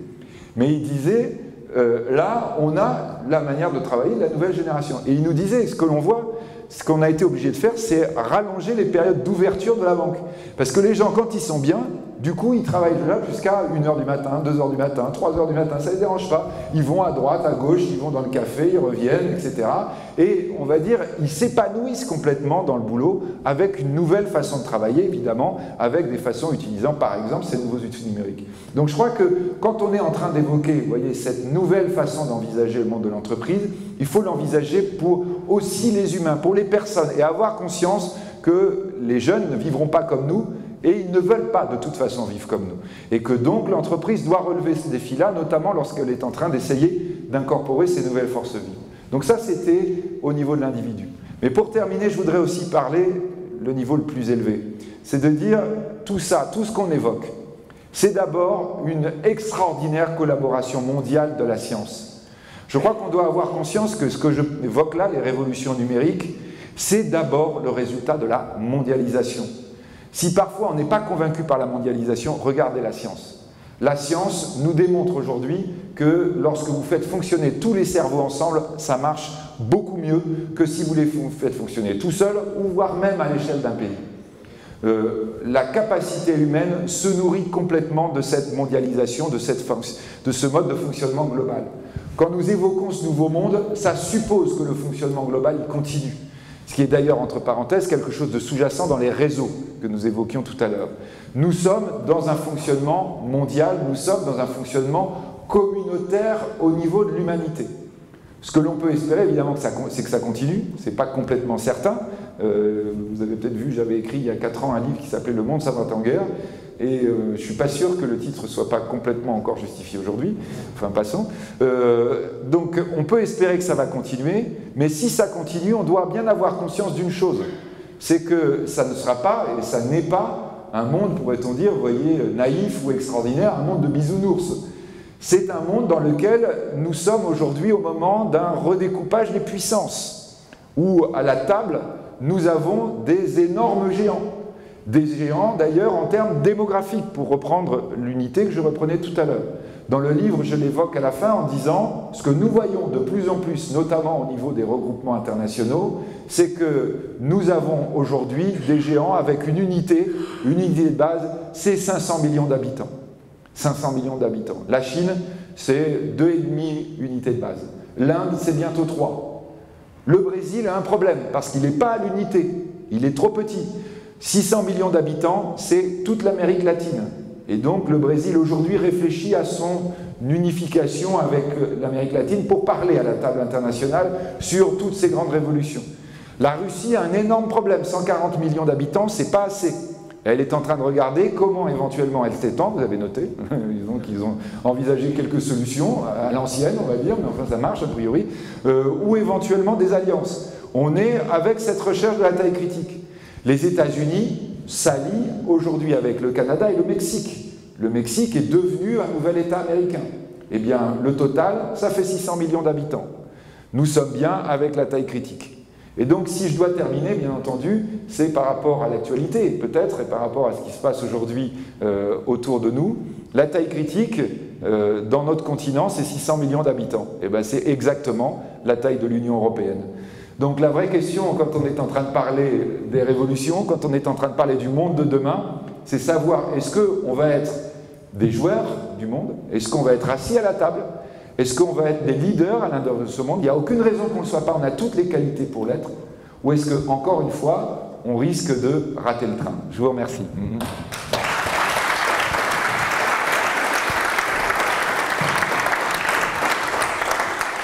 Merci Philippe, nous allons prendre maintenant les questions, si vous en avez. Il y a Louis et Sonia qui ont des micros.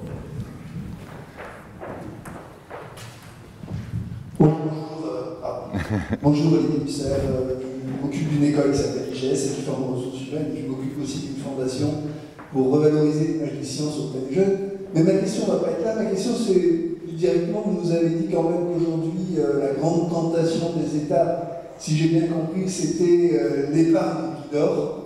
On est menacé que l'État en prenne autoritairement le parti? Enfin, quand on dit les États, c'est quelques États riches comme la France et l'Allemagne. Et l'Allemagne, c'est pas complètement vrai. Par exemple, l'Allemagne, vous voyez, n'a pas l'investissement immobilier comme on peut l'avoir en France. Un peu différent. Est-ce qu'on est menacé? On parle de la dette publique, problématique de la dette publique. Là, donc là, on change de sujet, mais quand même, enfin, on n'en est pas loin. Depuis 89, pas 1700, 1989. C'est la date de début de la mondialisation. 1989, chute du mur, fin de la guerre froide, Tiananmen, début des pays émergents. Depuis 1989, l'Occident est confronté à la montée en puissance du reste du monde. Et la montée en puissance, ça veut dire qu'il crée de plus en plus de richesses, ce reste du monde. Et par rapport à ce qu'on a dit, ça veut dire que l'Occident en crée de moins en moins. Et donc comment l'Occident a répondu à ce problème vu de ses citoyens, en créant de la dette. L'Occident a créé massivement de la dette depuis 1990. C'est ça qui nous conduit à la crise que nous vivons aujourd'hui. La crise que nous vivons aujourd'hui, je la mets encore au présent. Pourquoi? Eh bien parce que cette dette, elle est toujours là. Et lorsque l'on va parler peut-être à l'automne des stress tests sur les banques européennes, lorsqu'on est en train d'évoquer le problème de la manière dont se déroule le budget de l'État français, lorsqu'on est en train de regarder le problème américain ou le problème japonais, on parle de quoi? On parle de la dette de l'Occident. Alors, la question qui se pose en matière économique, quand vous faites trop de dette, en fait, vous avez fait trop de monnaie. La monnaie doit représenter la richesse que vous créez. Donc, il y a deux solutions, évidemment, ce serait d'évaluer massivement la monnaie, mais ça veut dire d'évaluer pour tout l'Occident ce que nous représentons. C'est très compliqué parce que nos monnaies sont utilisées pour tout le commerce international, ou ça peut être de dire effaçons une partie de la dette. Alors, effacer la dette, c'est pas un truc, un tour de passe-passe. Effacer la dette, ça veut dire vous avez un bilan, vous effacez du passif, il faut effacer de l'actif. Donc si j'efface de l'actif, là je reprends la phrase qu'avait eu un ancien directeur du FMI, qui a donné lieu d'ailleurs à un film il y a un peu de temps, alors qu'il était interrogé un soir au journal de 20h, où on lui parlait d'affaires qui n'avaient rien à voir avec la finance, mais à la fin quand même il arrive à placer un tout petit peu sur l'économie qui, on sentait bien, le passionnait, enfin je ne sais pas d'ailleurs ce qui le passionnait le plus, mais à ce moment-là, il utilise une très bonne phrase en disant, la vraie question qui se pose, en l'occurrence c'était pour la Grèce, c'est qui va prendre la perte? Quand j'efface la dette, qui prend la perte? Donc les banques aujourd'hui ne peuvent pas prendre la perte, c'est pas possible quand on est au niveau de stock de dette qu'il faudrait effacer. Donc la seule solution éventuellement, ce serait soit de recréer de la richesse, par exemple avec des révolutions technologiques qui le permettraient, soit, si ça prend trop de temps, c'est faire prendre la perte à quoi? Eh bien, évidemment, à l'épargne. Et donc c'est pour ça que le FMI a dit, mais vous savez, la dette européenne, c'est simple, hein, vous enlevez 10% de toute la monnaie, alors on l'a traduit par l'épargne, vous écrêtez tous les carnets de caisse d'épargne, assurance vie, compte courant de tous les Européens, vous n'avez plus de problème de dette. Ne croyez pas évidemment que ça ce soit une simple hypothèse théorique, c'est quelque chose auquel on pense, donc vous avez intérêt à investir dans les entreprises, si je peux vous donner un conseil. Hein. On y pense avec par exemple des solutions alternatives du genre, on dit voilà, c'est un one shot, on fait ça, mais en échange, par exemple en France, il n'y a plus d'impôt. Il n'y a plus d'impôt sur le revenu. L'impôt sur le revenu, aujourd'hui, sert à payer les intérêts de la dette. Donc, si on écrète, on peut considérer qu'à ce moment-là, on remet les finances en équilibre. Vous voyez bien que c'est une bonne idée. La seule chose, bien sûr, c'est que si vous faites ça, il ne faut pas recommencer à faire du déficit, à recréer de la dette supplémentaire. Parce que sinon, 10 ans après, voire même avant, on va recommencer en disant « bah oui, au fait, il vous en reste, il faut qu'on reprenne ». Donc, on est aujourd'hui à une sorte de remise à plat du monde ancien, remise à plat des finances anciennes, et en disant, si on doit le faire, et si ça doit passer peut-être par, on va dire, une remise à plat totale d'un point de vue financier, on pourrait aller à cette extrémité. Aujourd'hui, on n'en est pas là. Aujourd'hui, on n'en est pas là, mais il est évident que quand on regarde le mode de fonctionnement financier de l'Occident, quand on regarde les politiques appliquées en Occident aujourd'hui, en particulier les politiques des banques centrales, et en particulier de la banque centrale américaine, de la banque centrale japonaise, vous vous demandez comment on va vraiment en sortir, on va dire, autrement que par quelque chose de réellement brutal. Hein, juste quand même, pour avoir une idée, vous voyez, l'autre grande crise, la seule autre grande crise à laquelle on puisse comparer la situation actuelle, c'est la crise des années 30. et dans son origine, et dans son déroulement, et dans l'approche que l'on a dans les tentatives de gérer cette crise. D'ailleurs, en tenant compte éventuellement des erreurs qui avaient été faites à l'époque. En 1935, aux alentours de 1935, vous avez le New Deal de Roosevelt qui est lancé. Le New Deal, c'est le grand exemple de, on va dire, grande dépenses publiques pour essayer de restimuler l'économie. En dollars d'aujourd'hui, à l'époque ça fait quelques milliards, mais en dollars d'aujourd'hui, toutes choses égales par ailleurs, PIB équivalent, après inflation, etc., remis en dollars d'aujourd'hui. Le New Deal de Roosevelt, c'est sur 8 ans 100 milliards de dollars. 100 milliards de dollars. En dollars d'aujourd'hui, la Banque centrale américaine émet à partir de septembre 2011, 91 milliards de dollars par mois. Nous avons fait pratiquement depuis 3 ans, 2 ans et demi, un New Deal par mois, c'est-à-dire de la réinjection de liquidités, de la réinjection de monnaie, pour essayer de restimuler l'économie. Le problème est un excès de dette à l'intérieur de l'économie. Le problème de l'excès de dette, c'est l'excès de monnaie.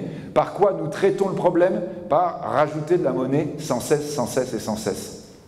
Ça amène un déséquilibre, ça amène la perspective, non pas d'une nouvelle crise, mais de la poursuite de la même crise. Et avec évidemment la question, à un moment donné, comment on va en sortir? Et là, aujourd'hui, on est toujours dans cette interrogation. On voit que quand les États-Unis décident de commencer à émettre moins de monnaie, on a tellement déséquilibré le système qu'immédiatement, les pays émergents sont en train de voir leur croissance s'effondrer. Aujourd'hui, les perspectives de croissance sont effectivement meilleures qu'en Occident que dans les pays émergents. Les pays émergents, c'est quoi? C'est la Russie. Ah tiens. C'est la Turquie. Ah tiens. C'est le Brésil. Ah tiens. C'est-à-dire tous ces pays émergents que nous sommes, c'est la Chine. Ah tiens aussi. C'est-à-dire, si vous voyez en ce moment du problème géopolitique un peu partout dans tous ces pays-là, c'est peut-être pas complètement à dissocier des politiques monétaires qu'appliquent les pays occidentaux pour essayer en vain de se sortir d'une crise qu'ils ont eux-mêmes créée. Oui, bonjour, merci François-Xavier Louis, Général Electric. J'ai une question très simple relative à la création de valeur. Vous avez cité l'exemple de Google et d'Apple qui sont devenus les premières capitalisations de manière assez rapide. On parle beaucoup de risque de bulle numérique. Vous avez mentionné l'exemple de WhatsApp où Google a acheté pour plusieurs milliards de dollars une société qui n'a gagné d'argent. Donc on ne sait pas juste ce qu'elle fabrique. Et lorsque vous mettez fort habilement cela en parallèle avec le 3D printing, qui a pour moi créé des vraies richesses, des biens de manière plus productive. Alors, y a-t-il une bulle numérique? Est-ce qu'on va revoir en 2015-2016 qu'on a vu en 2000 un effondrement radical des bourses parce que finalement les LinkedIn et les Google qui sont valorisés à des niveaux délirants n'ont pas derrière une assise de création de valeur, ou est-ce que vous sentez une vraie création de valeur sur le long terme de la part de ces boîtes de numérique? Alors, votre question en fait est à relier avec la question précédente. Première chose, oui, il y a une création de valeur potentielle. C'est exactement le problème qui s'est passé sur l'éclatement de l'e-économie dans le début des années 2000. Vous voyez, on a parlé de bulle technologique, elle n'a rien à voir avec une bulle immobilière. La bulle technologique, c'est bien une perspective de croissance extraordinaire, avec juste un léger problème, c'est qu'on n'a pas totalement maîtrisé le calendrier. C'est-à-dire quand vous regardez les paris qui ont été faits dans la fin des années 90 sur l'économie numérique, et en particulier ce qu'on racontait comme histoire sur les changements qu'allait occasionner le numérique, si vous revenez sur les discours qui étaient tenus à ce moment-là, vous vous rendez compte qu'ils étaient particulièrement pessimistes. Ils ne se sont même pas rendus compte de ce que ça allait vraiment devenir. Ils ne voyaient absolument pas des entreprises du numérique devenir des capitalisations mondiales aussi importantes que celles qu'on a connues aujourd'hui. Donc, on va dire que la seule chose sur laquelle on s'était complètement trompé, c'est qu'on disait tout ça va arriver dans 1 an ou 2. Et qu'un an ou 2 après, on se rendait compte que non, ça allait prendre peut-être 10 ans, 15 ans. Et que là, lorsqu'on était avec cet investissement, qui avait été un investissement mimétique avec une logique, effectivement, ensuite, de mode de fonctionnement de bulle dans la constitution de la valorisation, il y avait évidemment une erreur de valorisation initiale qui n'était pas nécessairement une erreur de valorisation finale, mais surtout de rythme de la manière dont les cash flows et les dividendes allaient pouvoir être intégrés. Donc, première chose, là, on est avec quelque chose, en effet, qui représente une vraie création de valeur, mais comme dans toute révolution aussi importante d'un point de vue scientifique, on a énormément de mal à quel rythme ça va se faire. J'évoquais Christophe Colomb tout à l'heure, vous avez la même chose. Au moment de la découverte de l'Amérique, vous avez eu exactement des bulles, c'est-à-dire des gens qui armaient des vaisseaux pour aller chercher toutes les matières précieuses qu'on avait là-bas, et qui tous, ça a été des catastrophes. Parce qu'effectivement, quand ils revenaient, ils étaient très très loin d'avoir l'équivalent en richesse de ce que ça avait coûté l'expédition. Et pourtant, ils avaient raison. C'est-à-dire que 10, 15, 200, 300 ans après, c'était bien là qu'il fallait investir. Mais sauf qu'eux, ils croyaient que ça allait leur rapporter 6 mois après avec une cargaison chargée d'or. On a toujours, face à des révolutions aussi prodigieuses, des changements aussi profonds, le problème de manque de repères. Et donc là, nous avons effectivement ce risque-là. Donc ça, c'est première partie de la réponse, en disant oui, il y a création de valeur.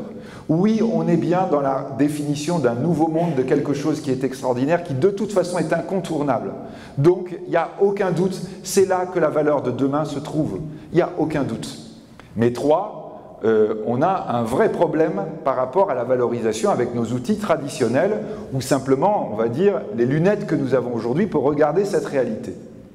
Ça, c'est la première partie de la réponse.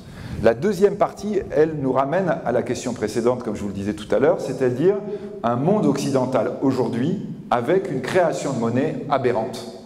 Aberrante, c'est-à-dire qui n'a rien à voir, et qui d'ailleurs nous ramène aussi à ce qui s'est passé dans l'e-économie des années 90. Nous étions exactement dans la même situation, c'est-à-dire grosso modo, on peut dire tout le mandat de Alan Greenspan à la tête de la Fed, dans lequel nous sommes avec des taux quasiment à zéro, enfin, ou des taux extrêmement faibles.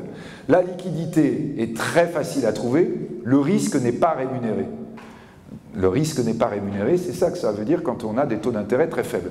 Risque non rémunéré, ça veut dire quoi? Ça veut dire que, évidemment, vous cherchez de la rentabilité la plus facile, donc vous contribuez à créer des bulles, et tant qu'à créer des bulles, donc la bulle immobilière, on voit bien que c'est une bulle, donc évidemment on sait bien qu'à un moment donné ça peut avoir problème, tant qu'à faire, là, toujours la finance dans ce cas-là, cherche des échappatoires qui pourraient avoir une rationalité. C'est-à-dire qu'on commence à dire, bon bah là, oui, ce qu'on disait tout à l'heure, il y a quand même de la richesse potentielle à terme, et donc pourquoi pas investir là-dedans? Et donc on se retrouve avec une constitution de bulle, parce que là, à nouveau, l'effet mimétique va jouer, et tout le monde investit dans la même chose au même moment, en disant, comme dans la bulle immobilière, de toute façon, si je me trompe, comme on est tous à se tromper en même temps, et si je sais sortir à temps, je serai quand même celui qui aura gagné à la fin. Et donc, troisième élément de ma réponse, oui, nous sommes dans une bulle, oui, nous allons vers un crack. Parce que nous sommes dans une situation de crack potentiel, notamment sur les biotech, notamment sur le numérique. Incontestablement. Il y a des survalorisations, ce qu'on évoquait tout à l'heure. Par exemple, quand vous voyez le financement de WhatsApp par Facebook, c'est financé comment? C'est financé par la bulle sur l'action Facebook. Où Zuckerberg est intelligent, c'est qu'évidemment, les 16 milliards, il ne les lève pas en cash, surtout pas. Il va les financer en utilisant la valorisation de ses actions. Et donc là, bien sûr, il y a quelque chose d'intéressant, c'est-à-dire que tout le monde est embarqué dans le même bateau et que s'il y a effondrement, de toute façon, lui ne sera pas celui qui perdra en cash. Là, vous voyez bien que par rapport à des solutions qu'on envisage ou qu'on a évoquées là à l'instant sur la question du numérique, sur la question de la téléphonie, quand en France, pour financer une opération de 11 milliards d'euros, on fait la plus grosse opération de high yield levée sur les marchés, et bien là, en revanche, vous dites que vous prenez le maximum de risques. Ça rappelle quoi? Ça rappelle évidemment l'opération France Télécom Orange, où à l'époque, la très bonne idée aurait été de financer ça par des actions France Télécom survalorisées précisément dans la bulle de...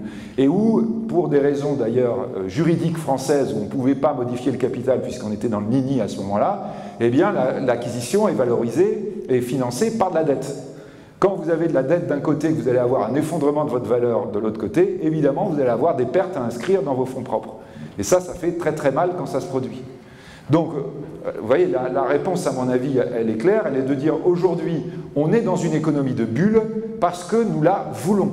Parce que ce que nous attendons dans nos institutions monétaires, c'est concrètement, on dit ça, de réduire le chômage. Non, non, c'est pas vrai. On leur demande d'alimenter de la bulle, on va dire, de manière incroyable.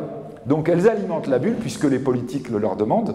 Hein, et on a tous les appels aujourd'hui, par exemple, dans la Banque centrale, en disant « Mais n'attendez pas tout des banques centrales, une banque centrale, ça ne crée pas de la valeur. Ça n'est jamais arrivé, ça. » La tentation de créer de la monnaie pour essayer de sortir, je dirais, d'une situation qui semblerait compliquée, on la connaît depuis des siècles.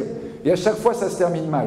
Mais quand la Banque centrale crée de la monnaie, concrètement, dans nos économies modernes, ça crée de la bulle. Et quand ça crée de la bulle, à la fin, ça éclate.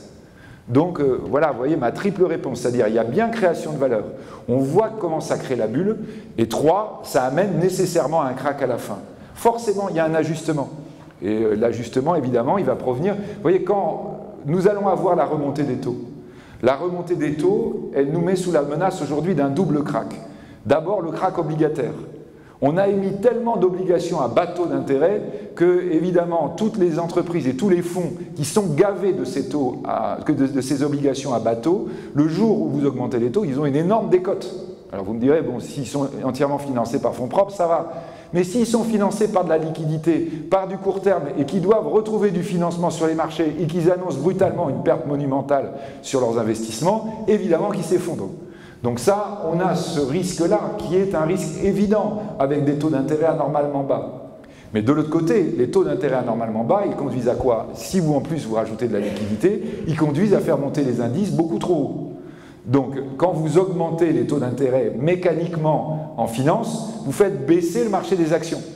Hein, puisque, mécaniquement, quand vous augmentez les taux, ça veut dire que les entreprises qui se financent par la dette, elles vont payer plus cher, elles vont avoir des charges financières dans leur compte de résultat, elles vont avoir un bénéfice plus faible, et que le prix des actions, c'est les bénéfices futurs. Donc, lorsque vous augmentez les taux, mécaniquement, ça fait baisser les marchés actions. Sauf que là, vous allez les faire baisser doublement. Et quand vous allez avoir la baisse des marchés actions qui va vraiment commencer, là évidemment, les bulles vont être les premières exposées. Parce que tous ceux qui sont sur les bulles savent très bien qu'ils sont sur une bulle. Aujourd'hui, on sait qu'on est en bulle biotech. Donc dès qu'il va y avoir un signe de retournement des indices, c'est la vente massive. Tout le monde se dégage. Le premier qui se dégage est celui qui va rester avec le moins de pertes. Et donc là, vous avez tous les mécanismes d'un crack annoncé, hein, je dirais, d'une correction très très dure sur la valeur des actions. Et je vous dis, cette correction, elle correspondra aussi à une question qui va prendre la perte, hein, puisque là, au fond, on sera en train de solder la folie de nos politiques monétaires. Je sais pas, hein, donc je suis pas langue de bois, je sais pas si c'est pas trop diffusé, donc, mais vous voyez, le mécanisme qu'on décrit, j'espère que vous l'avez bien suivi et je suis prêt à le reprendre, mais à mon avis, il est totalement logique. Je veux dire, c'est pas un truc, vous voyez, c'est pas une élucubration. C'est vous regardez comment fonctionne notre économie aujourd'hui. Souvent, alors ce livre, j'espère, est un livre extrêmement positif, plein d'espoir pour la jeune génération, mais après, quand vous regardez la situation présente, c'est ni optimisme ou pessimisme, c'est de regarder, on fait quoi exactement? Comment aujourd'hui on est en train de traiter cette crise? Comment on est en train d'utiliser, entre guillemets, l'arme monétaire de manière complètement incroyable, comme on n'a jamais vu dans l'histoire. Hein, on a vu l'année dernière, il y a exactement un an, quand la Banque centrale américaine dit « je vais peut-être commencer à arrêter d'émettre de la monnaie et relever mes taux », vous avez immédiatement des fonds qui sont quasiment en faillite. Parce que, effectivement, immédiatement, tout le monde sait qu'ils sont tellement chargés en produits actuels, on va dire avec faible taux, que le jour où il y a retournement, ils ne peuvent pas s'en sortir. Rien que l'annoncer, ça annonce une préfaillite. Rien que de commencer, ça commence à entraîner des évolutions dramatiques dans les pays émergents. Donc évidemment, le jour où on va être vraiment obligé de le faire, on ne va pas pouvoir rester comme ça 107 ans à avoir une non-rémunération du risque. Ce n'est pas possible. Donc le jour où on va commencer à avoir le retournement, eh bien là, vous voyez, on va se retrouver exactement dans la situation de 2005. L'administration Bush avait dit on va faire ce qu'on appelle un soft landing. Soft landing, un atterrissage en douceur. On augmente légèrement les taux d'intérêt. Question soft landing, vous avez vu qu'on a été servi. Hein. L'avion, il s'est mis en vrille et il a commencé à foncer vers le bas. Bon, bah là, on est pareil. D'ailleurs, Janet Yellen a utilisé le terme, la nouvelle patronne de la Fed. Je ne sais pas si c'était vraiment bien pertinent, elle a reparlé de soft landing, en disant il va falloir qu'on fasse un soft landing, c'est-à-dire qu'on arrive peu à peu à diminuer nos émissions de liquidités mensuelles et qu'on remonte progressivement les taux. Ben oui, mais sauf que là, la dernière fois, ça fait augmenter, quand vous augmentez les taux, ça fait baisser le prix de l'immobilier, logique. Hein. Donc là aussi, ce sont des mécaniques, tout le monde connaît, quoi. Quand vous augmentez les taux, vous faites baisser le prix de l'immobilier, forcément. Et bien là, quand vous augmentez les taux, vous créez évidemment un double effet de souffle sur le marché obligataire et sur le marché action. C'est même pas quelque chose qui peut être considéré comme une hypothèse, c'est une évidence.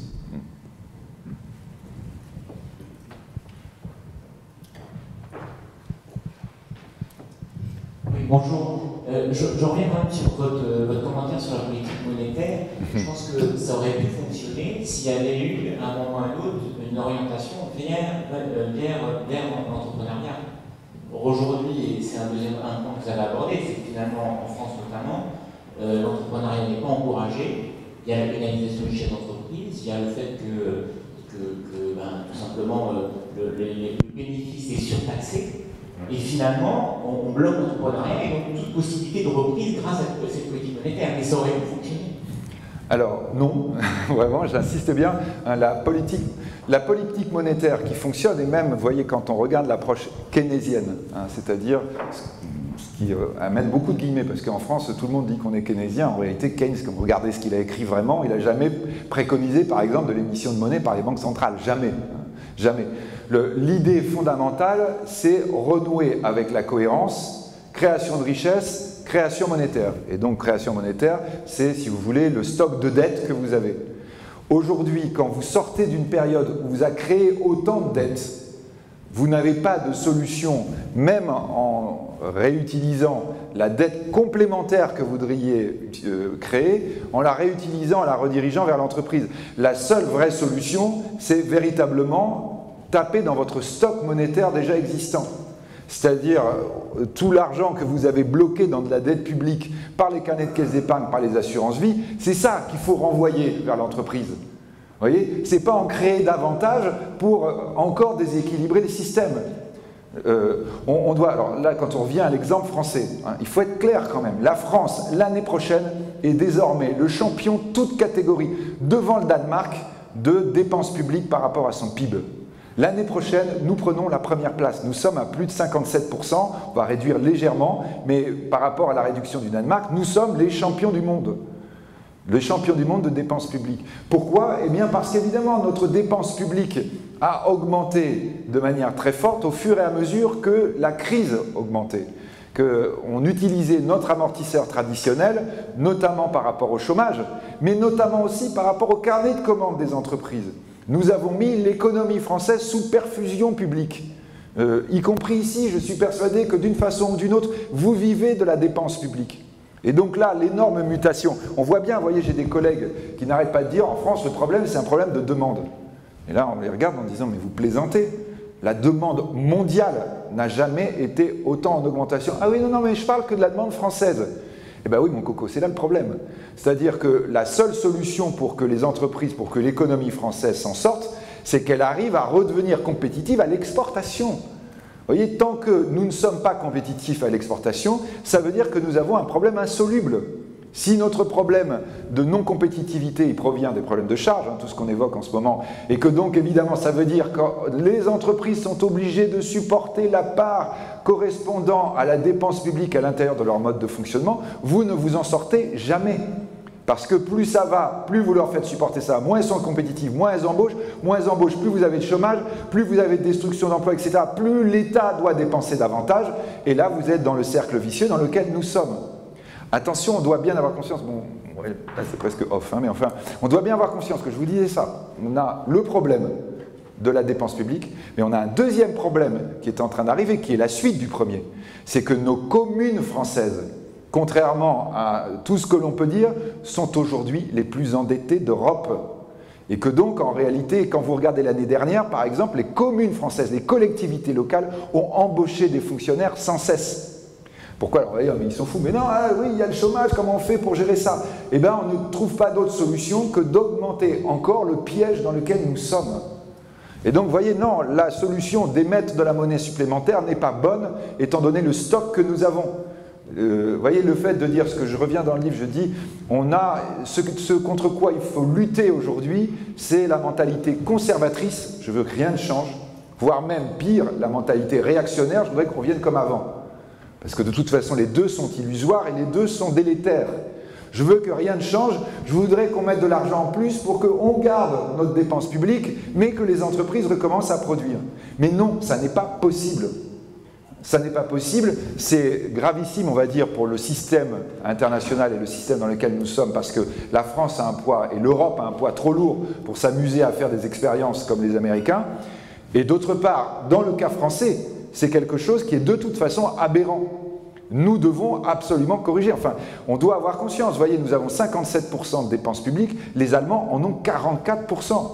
Les Italiens, qui sont pourtant considérés comme extrêmement importants, ils ont 51% de dépenses publiques. Donc ça veut dire quoi? Ça veut dire que si on doit se mettre au niveau des Allemands, il faut qu'on fasse non pas une réduction de 50 milliards, de 250 milliards. Si on veut se mettre au niveau des Italiens, qui sont considérés déjà comme étant particulièrement mauvais de ce point de vue, il faut qu'on fasse une réduction de dépenses publiques de 120 milliards. Et pas sur 10 ans, immédiatement. D'autant que les autres, ils sont en train de réduire encore. Ils sont en train de réduire la part de leurs dépenses publiques, parce qu'évidemment, eux, ils voient bien, on voit bien tous qu'il va y avoir besoin d'investir massivement. Et pas forcément en autoroute ou en aéroport ou en vision qu'on a du temps d'autrefois, mais dans l'économie de demain. Donc la vraie logique là, ici, c'est de dire, mais en urgence, on doit reconsacrer notre capacité d'investissement sur les secteurs qui demain vont être porteurs, et qui le sont même déjà aujourd'hui.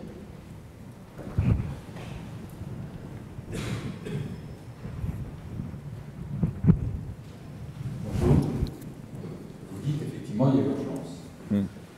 Quand on voit qu'un pays comme le Canada, pour réduire sa dette, a mis 10 ans, en gros, avec le problème qu'on a, on va mettre 15 à 20 ans. En plus, on n'a pas encore compris.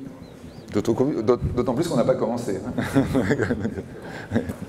nous avez dit de surcroît qu'on a globalement raté les 4 révolutions. Ah non, non quand même. La numérique. La numérique et l'agricole. Ouais. Donc ça veut dire qu'on a déjà raté la moitié du challenge. Vous voyez les choses comment? Ça veut dire que globalement, dans le quart de siècle qui vient, on est très mal. Alors, globalement, on est très mal parti si on continue pareil. Ça fait aucun doute. Probablement, l'une des choses les plus graves qui puissent se produire, c'est qu'il n'y ait pas de choc sur la France. Le pire des choses, c'est qu'on puisse avoir un pourrissement. Ça, ce serait évidemment dramatique. C'est-à-dire qu'au fond, on ne soit même pas obligé de changer. Vous voyez ce qui s'est passé en Italie. Tout d'un coup, les taux augmentent, c'est la panique. On dit, ben, maintenant, il faut vraiment bouleverser les choses. Donc, le pire des situations, ce serait celle-là. Après, si on regarde maintenant la solution pour un pays comme la France, et je le répète, la France, c'est pas l'Allemagne, c'est pas l'Italie, c'est pas l'Espagne. Il y a une mentalité dans ce pays, il y a une capacité dans ce pays absolument remarquable. Je veux dire ce qu'on disait tout à l'heure, vous voyez, la 5e puissance économique du monde, on va dire dans une situation anormale par rapport à ce que nous représentons, c'est pas quelque chose qui s'est fait à un moment donné à 150 ans puis qu'on continue à utiliser l'héritage. C'est vraiment le fond profond de ce pays. Quand vous avez un patron, par exemple, j'ai fait des rencontres avec des grands patrons, par exemple allemands, Léo Apotheke, par exemple, qui est un type très intéressant parce qu'il a double nationalité. Il dit, mais l'employé français, c'est pas l'employé allemand. C'est pas pareil du tout. Il dit, il y a une faculté de, par exemple, répondre aux problèmes, d'imaginer, de vous positionner dans ce pays que vous trouvez nulle part ailleurs. Lui, il dit d'ailleurs, l'idéal, c'est avoir des boîtes avec les deux, quoi, hein, c'est-à-dire l'allemand, qui est quand même très clairement discipliné, les procédures, ça marche, etc., et le français, qui est sans cesse avec une capacité de répondre à la problématique qu'on envisage. Vraiment, juste, vous voyez, pour une illustration, mais j'ai eu, moi, je suis originaire du Sud-Ouest, j'ai eu un nid de frelons asiatique qui s'est mis en une nuit, un truc incroyable, il se construit à toute vitesse, bon, super dangereux. Dans ma commune, eh ben, les employés communaux, payés un petit SMIC, etc., ont été confrontés à plusieurs reprises et sont devenus des spécialistes internationaux du frelon asiatique. Mais ça, vous voyez, c'est typiquement français. C'est des gens, personne ne leur demandait, le maire, machin, etc. Ils ont dit, bon non, mais ça va, on ne va pas arrêter de demander, il faut appeler des entreprises à droite, à gauche. Ils ont commencé à aller sur Internet, à regarder comment il fallait faire, comment il fallait... Ils m'ont enlevé le nid de frelon asiatique. Le matin, ils sont arrivés au petit jour. Oui, il faut arriver au petit jour parce qu'ils sont partis, ils vont revenir, etc. Ils communiquent sur Internet, ils sont sur les sites. Ils ont commencé à faire traduire leur truc parce que, par exemple, les scientifiques disaient il n'y a jamais de nid frelon asiatique dans les... Alors eux, ils ont pris des photos en disant voilà, on vient d'en enlever 3. On est en train de vous expliquer que les frelons asiatiques sont en train de muter eux aussi. Il y avait un des gars de l'équipe, employé communal lambda, il avait été piqué 2 semaines avant, sa tension était tombée à 6, il avait failli y passer. Et ben, le gars, il était le matin avec les copains en disant ah oui, non, mais oui, bon, maintenant je ne peux plus y aller parce qu'effectivement, là, j'y passe la prochaine fois. 1 000 €, 1 200 € par mois, le type, il était avec son équipe en train d'enlever mon nid de frelon asiatique à 5 h du matin et sans heure sup, sans quoi que ce soit. Mais ça, c'est typiquement français.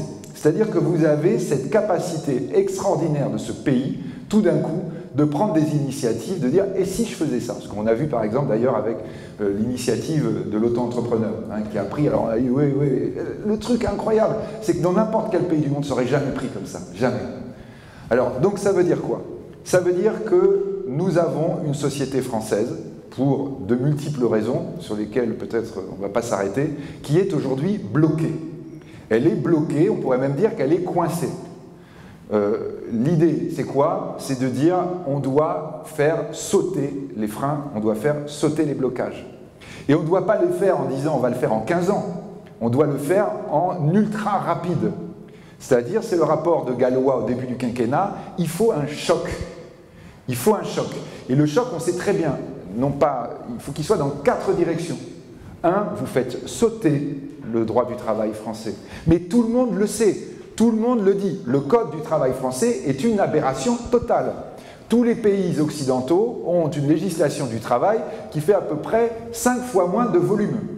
C'est-à-dire que quand vous arrivez au pouvoir, vous avez des juristes qui ont travaillé en amont, qui n'ont pas commencé à réfléchir à faire des commissions quand vous êtes élu. Ils ont travaillé en amont et ils vous pondent un nouveau code du travail en 15 jours. C'est pas compliqué. Vous prenez le code suisse, vous l'appliquez et pratiquement c'est la même chose qui fonctionne à côté.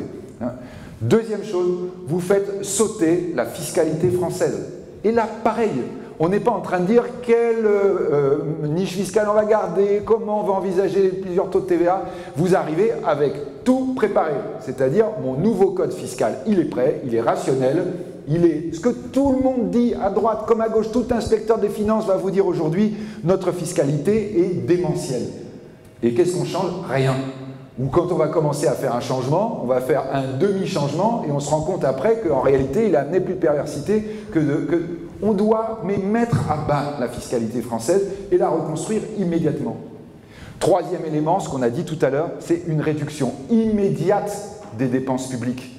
Et ce n'est pas le plan sur 10 ans, c'est de dire là, on y va franco. On le sait, on a un certain nombre de plans qui existent, je peux vous le garantir, je les connais, qui ont été élaborés par Bercy pour dire s'il y a un plan de 200 milliards, voilà ce qu'il faut qu'on fasse. Et on le fait et on ne dit pas maintenant on va réfléchir, on va négocier. On dit il n'y a pas le choix. 57% c'est pas tenable, notre objectif c'est 51%, 51% c'est 120 milliards. 120 milliards pas sur 5 ans, 120 milliards sur 2 ans, 3 ans, pas plus. Et quatrième élément, vous faites revenir le capital. On a besoin d'investissement dans ce pays. Il faut qu'on ait conscience que vous ne faites pas revenir du capital en tapant dessus. Nous avons sacrifié le marché financier français. Nous avons sacrifié le marché financier parisien. C'est un vrai drame. On ne comprend pas comment nous avons été aussi aberrants. Si, on comprend. C'est-à-dire qu'en 2007, quand par exemple NYSE, le New York Stock Exchange, va racheter Euronext, c'est la campagne électorale en France. Et moi, j'ai fait le tour des candidats à l'époque qui me disaient « Mais on est désolé, mais là, vous voyez, dans un programme, dire qu'on veut sauver le marché boursier, mais alors là, on se fait flinguer. » Et tous les candidats, y compris d'ailleurs ceux qui ont été élus, me disent après « Heureusement qu'on ne l'a pas fait, vous voyez, parce que alors vous imaginez avec la crise qui arrive ensuite. » Oui, sauf que quand vous voyez un tout petit peu plus loin, lorsque vous cherchez du financement, lorsque vous avez vos banques qui sont bloquées avec notre financement d'avant, le drame, c'est que nous n'avons plus de marché financier. Il faut faire revenir les capitaux ultra vite. Vous faites tout ça en 100 jours. Je reprends l'approche italienne. Vous faites tout ça en 100 jours. Vous votez tout par ordonnance, vous ferez après, vous avez tout le monde dans la rue, tout ce que vous voulez, etc. Vous faites ça en 100 jours. Je vous garantis, je suis absolument sûr de ce que je vous dis, et par rapport aux exemples historiques, vous avez un grand exemple, enfin deux grands exemples. Celui de Schröder, on va dire, qui était élu de gauche en Allemagne, l'agenda 21, qu'il écrit sur un bout de table à la fin de l'année 2002, sur la suggestion de sa femme, qui dit tiens, agenda 21, c'est pas mal ça. Donc, agenda 2010, pardon, excusez-moi, je confonds. Agenda 2010. Donc il fait ça à toute vitesse et il met tout en l'air, effectivement, toute l'Allemagne en l'air, avec d'énormes difficultés, mais tout d'un coup, effectivement, ça ne repasse pas. L'autre exemple, évidemment, c'est 79, Thatcher en Angleterre. Hein, même idée, on fait toutes les réformes à toute vitesse. Qu'est-ce qui se passe? Qu'est-ce qui va se passer en France, dans ce pays?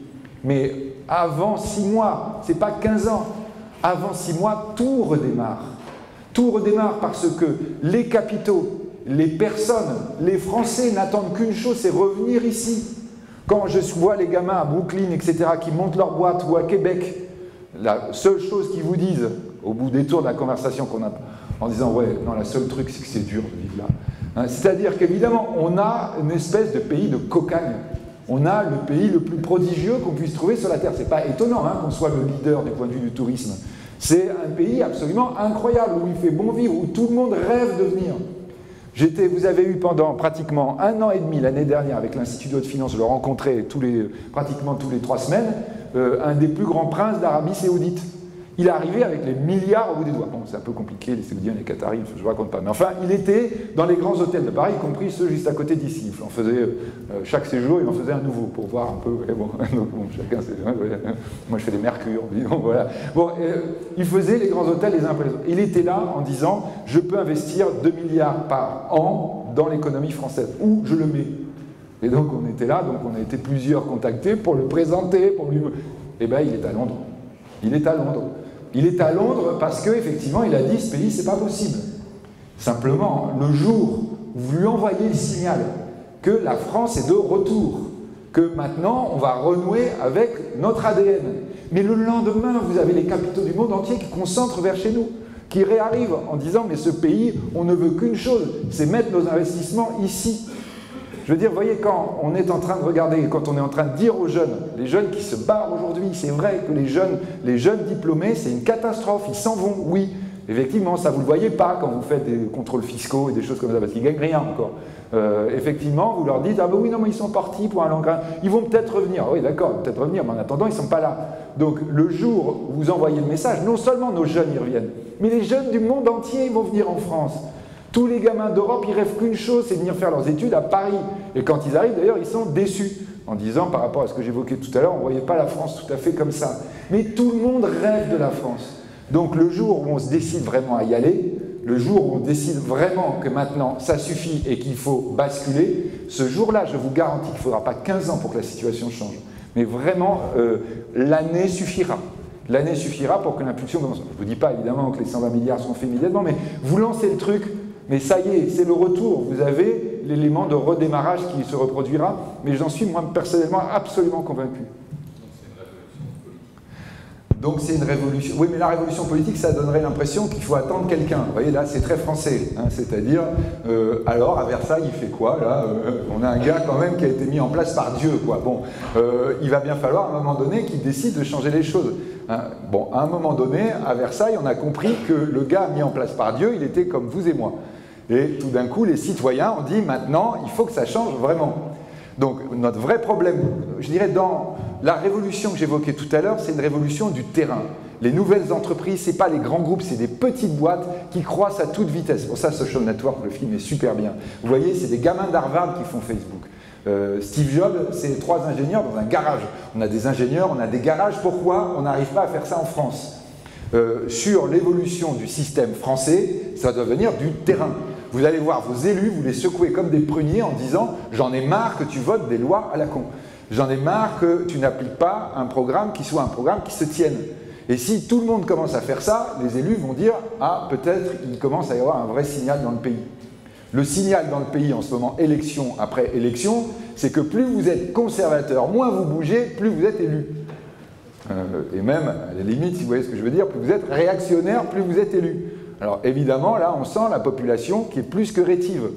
À un moment donné, si on veut que ça change, il faut que les Français ils aient envie que ça change. Et je crois que, voyez, vous qui êtes chef d'entreprise, qui êtes par définition des gens qui prenaient des risques, vous avez une vraie mission. Vous avez une vraie mission. Vous avez à convaincre les gens autour de vous que ce n'est pas en excluant les risques, ce n'est pas avec le principe de précaution qu'on va faire basculer la France dans le nouveau monde. Je ne sais pas si... On va prendre une dernière question. Oui, parce que je réponds longuement. Hein. J'aime bien votre programme électoral, mais il ne faut pas oublier que le Front National est à 25%. Ouais. Donc votre dernière phrase pour moi est dramatique, mais pour ça et que tout simplement la France se bloque encore plus et qu'on ne va pas vraiment dans la bonne direction. Le problème n'est pas simplement économique et d'appliquer les bonnes solutions, avec lesquelles je suis entièrement d'accord, mais aussi qu'on arrive à débloquer cette culture française et j'aurais tendance à dire quelle est votre solution par rapport à ça. Bon, vous avez compris, j'étais optimiste, mais solutions. Donc je vous parlais de mon vieux papa, il est mort à 100 ans l'année dernière, et il a gardé sa tête jusqu'au bout. Il avait fait l'école de l'air, la première promotion de l'école de l'air, il a fait donc toute la guerre dans l'aviation, et il me disait, tu te rends compte, j'ai vécu 100 ans, c'est pour revivre les années 30. Je disais, si tu crois vraiment me remettre le moral en disant ça, il me disait, c'est incroyable, je retrouve tous les éléments de blocage de notre génération. Et vraiment, juste avant de mourir, il m'a raconté des choses qu'il ne m'avait jamais racontées avant. En particulier, il m'a raconté le réveillon, le Noël et le réveillon 39-40. La drôle de guerre avait commencé, hein, donc ils étaient, tous les jeunes, ils étaient là-bas dans les Vosges, machin, lui il était avec son unité. Et bon, comme il ne se passait rien, le 25 décembre, une partie des soldats étaient revenus dans les familles, et le 1er janvier, une autre partie. Et il me disait, en remontant en train vers les lignes, on était tous, ils m'ont raconté que tous, ils étaient effectivement découragés. Il me disait, De Gaulle, le colonel De Gaulle à ce moment-là, avait d'ailleurs eu exactement les mêmes types de discours. Pourquoi ? Parce que dans tous les réveillons de famille de l'époque, tous les gamins qui étaient en soldats, on leur avait dit, non mais t'inquiète pas, il n'y aura pas la guerre. On leur avait dit, non mais les Allemands, Hitler, là, quand ils voient qu'on est mobilisés, je vais te dire, ils mordent de trouille, quoi. Et eux, ils voyaient les trucs arriver, quoi. Ils disaient, non mais excusez-nous, on n'a pas l'impression qu'ils ont décidé qu'il n'y aura pas la guerre. Et tous, ils ont remonté au front à ce moment-là, en ayant le sentiment qu'il allait avoir une guerre, et que derrière, personne ne s'en rendait compte. Voilà. C'était décembre, 1er janvier 40. De Gaulle avait exactement ce sentiment-là. Il était dans un train en remontant lui aussi vers l'Est. Personne ne le connaissait. La France a connu des blocages comme ça. La France a eu à un moment donné, et de façon là ici tragique, des capacités tout d'un coup de se rendre compte que non, là on était dans la mauvaise voie. Ce que je crois moi, c'est que nous sommes dans une voie sans issue actuellement.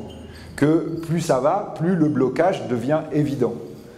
Que vous avez effectivement la tentation du réveillon de 39 en disant non, non, mais attends, écoute, on exagère beaucoup, ça a bien marché comme ça depuis des années, ça va continuer à fonctionner comme ça. Je pense qu'il y a cette idée-là. Je pense qu'il y a ce sentiment-là profond chez les Français, de manière assez paradoxale quand vous évoquez le vote du Front National, notamment chez les Français qui sont justement en difficulté, à la peine, en disant non, non, mais le système, il va continuer, il va fonctionner, à la limite même, il faut essayer plutôt de le renforcer comme avant pour qu'il nous permette de nous en sortir. Et puis, à un moment donné, ben voilà, vous avez quelque chose qui se passe, qui 6 mois avant n'était pas prévu, un gars qui était dans un train 6 mois avant, et tout d'un coup, qui va devenir peut-être la plus grande personnalité historique de l'histoire de France, après Napoléon, je ne sais pas quoi. Oui, oui, ça c'est aussi typiquement français. C'est quelque chose... Alors voilà, je crois qu'on est dans une situation où voilà, nous sommes effectivement dans le train où nous revenons au front, là, quand vous allez revenir dans les entreprises, et vous avez le sentiment autour de vous qu'il y a plein de gens qui ne se rendent pas compte de ce qui se passe. Ce soir, je suis dans C'est dans l'air, et j'arrête pas de faire passer ce message. Vous imaginez pas comment on se fait injurier, incendier, etc. Les choses que, vraiment même d'agression physique qu'on peut avoir quand on fait passer ce message. Mais je crois qu'il faut le faire inlassablement en disant, voilà la situation. Mais sans cesse dire aussi, cette situation n'est pas quelque chose qui est obligatoirement tragique.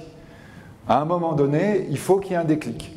Alors peut-être que le fait que le reste de la France se rende compte qu'il y a une sorte d'autisme, de déni général, ça peut faire que il y ait de plus en plus de gens qui commencent à bouger. Je ne sais pas. Je pense qu'il va se passer quelque chose comme ça, je l'espère. Mais je ne suis pas politique, hein, donc évidemment, c'est un domaine sur lequel je ne peux pas vous répondre. En revanche, sur le blocage économique, là, mon diagnostic est, je l'espère, complètement étayé. Un grand merci.